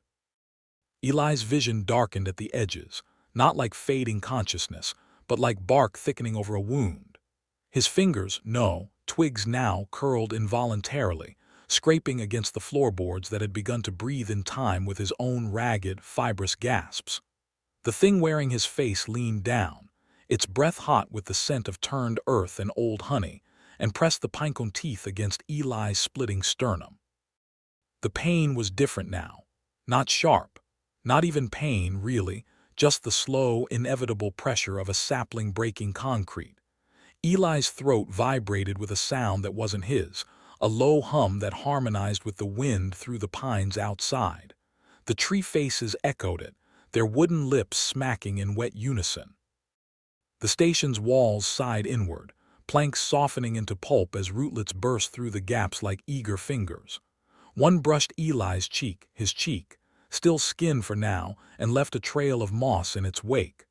The thing watched, head cocked, as the moss spread in fractal patterns, etching the shape of Black Creek Basin across Eli's jawline. "Almost home," it murmured, and the words sprouted thorns in Eli's ears. Eli's mouth opened, not to scream, but to split, the corners of his lips tearing like damp paper until his jaw hung slack, unhinged. His tongue, thick with sap and fibrous tendrils, lolled against his chin as the pinecone teeth pressed deeper into his sternum. They didn't pierce. They sprouted, sending filaments through his ribs with the quiet insistence of roots seeking groundwater. His thing, exhaled, and Eli's lungs filled with spores that glittered like shattered amber in his chest. He coughed, but the sound was wrong, hollow, echoing, the way a knuckle raps on seasoned timber. Outside, the tree faces mimicked the noise, their wooden throats gulping air as if drowning in it. The porch tree's tendril, still coiled around Eli's ankle, pulsed once. The dog tags clicked. Hail L and I wear SANDLO, over and over, a metronome counting down to nothing. The station's walls dissolved. Not collapsed, melted, planks softening into a tangle of black veins that slithered across the floor, weaving through Eli's twig fingers, his bark-ridged calves, the hollow where his heart had been. The roof peeled back entirely, revealing the sky that wasn't sky in full. A vast, branching darkness, its limbs twitching in a rhythm too slow to be wind, too deliberate to be chance. Eli tried to blink, but his eyelids were gone, shed like birch bark, leaving his eyes exposed, pooling with resin that reflected the faces in the trees. Lucas's was closest, his features stretched and knotted, his mouth moving around words that reached Eli not as sound but as pressure, like roots growing against the inside of his skull. You left them behind. Lucas's wooden lips formed, but the voice was Eli's own, dredged from some hollow in his chest where the spores had taken root. Eli's vision fractured like ice under an axe. The resin pooling in his eyes didn't blur the world, it divided it, showing him overlapping truths. The station's collapse, the roots surging up through the floor, and beneath it all the endless dark of the forest's throat. His twig fingers scraped against the dissolving floorboards, but the sound was wrong, not wood on wood, but the dry rasp of antlers rubbing against bark. The thing wearing his face leaned closer, its breath hot with the scent of turned earth. It pressed the pinecone teeth deeper into Eli's chest, and this time they took. Filaments unspooled from the pinecone's base, weaving through his ribs with the precision of a loom. Eli's mouth opened, not to scream, but to accept, his jaw creaking wider than human joints should allow. A sound escaped him, but it wasn't his. It was the forest's voice, borrowed from 100 lost throats, harmonizing into a single word that shook the remaining glass from the window frames. Welcome. The roots beneath the floorboards surged upward in response, bursting through the pulped wood like newborn saplings. They twined around Eli's legs, not restraining but grafting, their fibers merging with his flesh until the seams vanished. The thing, no longer separate, no longer other, smiled with Eli's lips and pressed their foreheads together. Bark met bark. Sap met sap. The pinecone teeth in Eli's chest bloomed outward in a sudden wet gasp, not pain, but the sound a sapling makes when it splits a sidewalk. His ribs were kindling now, splaying open like a book whose spine had cracked. Inside, where his heart should have been, a knot of roots pulsed in perfect sync with the thing's breath. It wasn't wearing his face anymore. It was his face, the bark flesh seamless, the hollow throat vibrating with the forest's hum. Eli's fingers, twigs, really scraped against the floorboards as the last of his skin slewed away in ribbons of wet bark. The roots beneath him cradled his body like a nest, their fibers threading through his hollowed-out calves, his splintered collarbones, the gaping cavity of his chest. The dog tags around his wrist melted into the wood, their letters rearranging one final time. And soil. The missing E sprouted from his wrist as a thorn, glistening with sap. Station groaned its last. Walls collapsed inward, not with a crash but a sigh, planks dissolving into rootlets that curled around Eli's body like fingers around a loved one's wrist. The stove's teeth rained down as acorns, bouncing once before burying themselves in the soft loam now spreading where the floor had been. The radio's final burst of static resolved into dispatch's voice. Eli, do you copy? Before the speaker split open like a seed pod, spilling black spores that took root in Eli's open mouth. The thing that was Eli tilted its head back, resin eyes reflecting the sky that wasn't sky. The vast, branching darkness above pulsed once, slow as a heartbeat, and the trees outside answered in unison.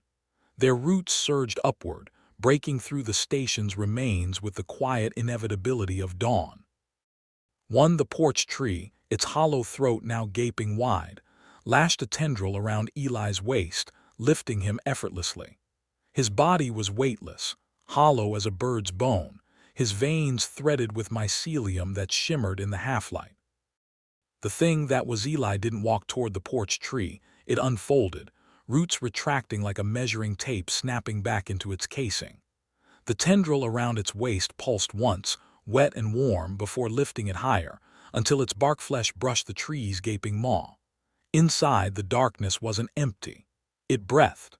A slow, rhythmic expansion and contraction, like a lung made of wet wood and memories. Eli's no, its mouth opened, but no sound came out. The words had taken root somewhere deeper, sprouting behind its ribs where the pinecone teeth had blossomed. The porch tree shuddered, its hollow throat convulsing, and spat out a thick rope of braided ranger uniforms, decades of them, some so old the badges had oxidized green. The rope slithered around its neck, not tightening but grafting, the fabric fibers splitting to reveal sinewy roots beneath. A nameplate dangled from the end.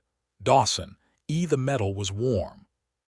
The sky that wasn't sky pulsed again, slower this time, the vast branches overhead creaking like a ship's hull in deep water. The tree faces groaned in unison, their wooden lips peeling back to reveal teeth that weren't teeth at all but splintered fragments of headstones and trail markers. One, near where the station's outhouse had been, leaned too far forward, its trunk splitting vertically with a sound like a zipper. Inside, something moved. Not a thing, a memory.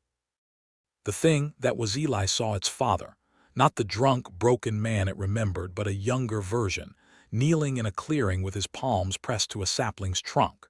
The sapling's bark yielded like wet clay under his fingers. When he pulled away, the handprint remained, fingers too long, the pinky cleft in two. The memory twisted, became Luca's kneeling by Black Creek, his dog tags sinking into the water as something beneath the surface hummed.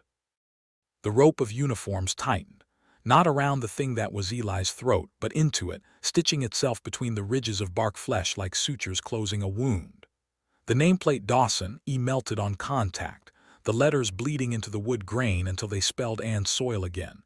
Then low and is, the metal pooling in the hollow where a collarbone should be. The thing that was Eli exhaled, and the porch tree's tendril pulsed, drawing it closer to the gaping maw. Inside, the darkness wasn't empty, it was waiting. Faces pressed against the tree's inner walls, dozens of them, some recognizably human, others not. Lucas's was nearest, his features stretched like taffy, his mouth moving soundlessly around words. The thing that was Eli felt as vibrations in its roots. You left them behind. But the voice was its own, dredged from some hollow where the spores had taken root. The tendril lifted it higher until its bark flesh brushed the tree's lips. A sound escaped, not a scream, but the creak of a branch in high wind, harmonizing with the forest's hum. The tree's throat convulsed, disgorging a thick rope of braided hair and dog tags that slithered around the thing that was Eli's waist. The tags clinked, Hail, L and I wear SANDLO, before melting into its ribs, the metal fusing with the wood like solder. The tree's mouth yawned wider, not a bite, but an embrace, wet sap glistening along its inner bark like saliva. The thing that was Eli didn't resist as the tendril lifted it into that darkness. Its twig fingers brushed the tree's lips, and for a heartbeat they hesitated, not fear, recognition. The bark tasted of childhood, pine tar, and scraped knees, the ghost of honey on the back of its tongue. Then the moment passed. The tree swallowed. Inside, the darkness was neither warm nor cold. It was waiting, patient as groundwater, slow as roots seeking bedrock. The thing that was Eli floated in that liquid black, suspended like a seed in loam. Around it, the faces pressed closer. Lucas's stretched thin as birch bark, a ranger from 43 with lichen-crusted lips, Dispatch's features blurred like a radio left on in the rain. Their mouths moved in unison, but the sound came from the roots threading the thing that was Eli's hollow chest. You're home. Its ribs creaked in answer, splaying wider as the pinecone teeth in its sternum unfurled into 1,000 hair-thin roots. They quested outward, brushing the tree's pulsing walls, and took. The grafting was painless, inevitable as dawn. Fibrous threads wove through the thing that was Eli's bark flesh, stitching it into the tree's throat like a knot in a rope. Its twig fingers dissolved first, merging with the sapwood in delicate whorls. Then its legs, no longer limbs but extensions, roots among roots. The bark closed over Eli's nose, its face like water sealing over a drowning man. The pressure wasn't suffocating. It was fitting, like a glove settling into its own creases. Inside the tree's throat, the darkness pulsed with a rhythm older than heartbeat, the slow, wet expansion of roots drinking deep. The thing that was Eli felt its thoughts unwind, not fading but branching, splitting into tributaries of memory and sap. Lucas's face pressed closest, his wooden lips peeling back to reveal teeth made of rusted trail markers. "You were always here," they mouthed, but the words sprouted from Eli's own ribs, vibrating through the pinecone teeth embedded in his sternum. Around them, other faces nodded, rangers from decades past, their badges green with age, their eyes knots in the wood. One, a woman with a 79 insignia blooming like a fungus from her cheek, reached out a hand that wasn't a hand but a gnarled bundle of surveyor's tape. It stuck to Eli's bark flesh, the numbers 71479 branding into his chest like a fresh tag on a sapling.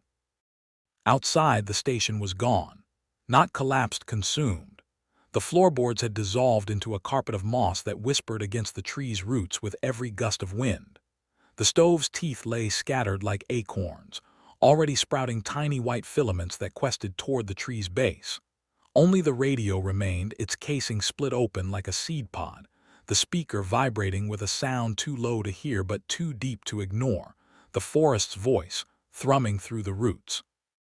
The thing that was Eli tried to move, but its limbs were no longer separate.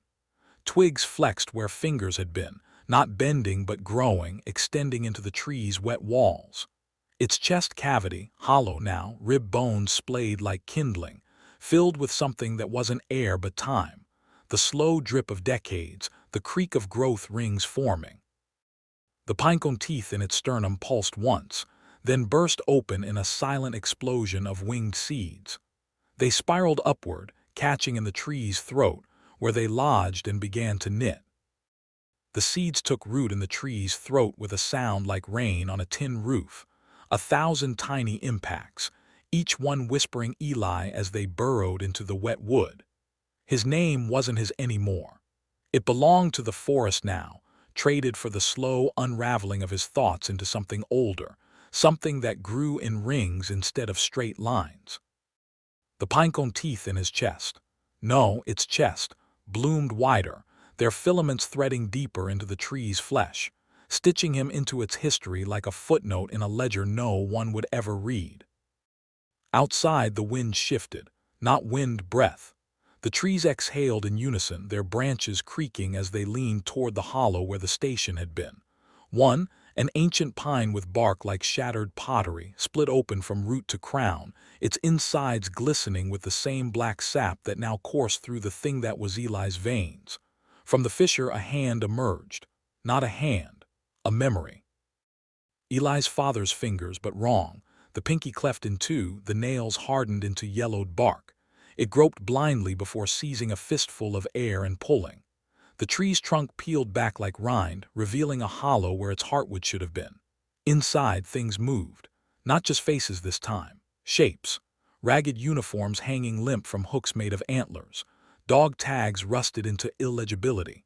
A radio, its dials sprouting mushrooms that pulsed in time with the forest's hum. The thing that was Eli felt his mouth stretch. Not a smile. A split. The bark of its lips cracked apart, and from the fissure spilled a sound that wasn't a voice but the echo of one, bouncing between its hollow ribs like a stone down a well. The tree's throat convulsed around it, wet walls pressing close as the last of its human form dissolved. Its fingers were roots now, its toes knots in the wood.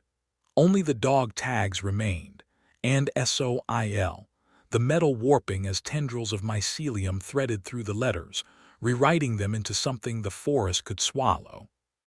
The porch tree shuddered, its gaping maw dripping sap onto the moss below. The drops didn't soak in.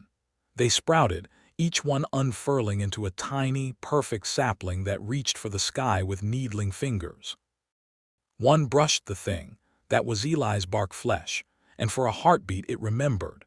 Lucas's hand on its shoulder in the station, the warmth of a coffee mug, the way the dawn light used to slice through the pines like a knife. Then the memory rooted, tendrils spearing through its chest cavity, weaving around the pinecone teeth until they were indistinguishable from the forest's grip.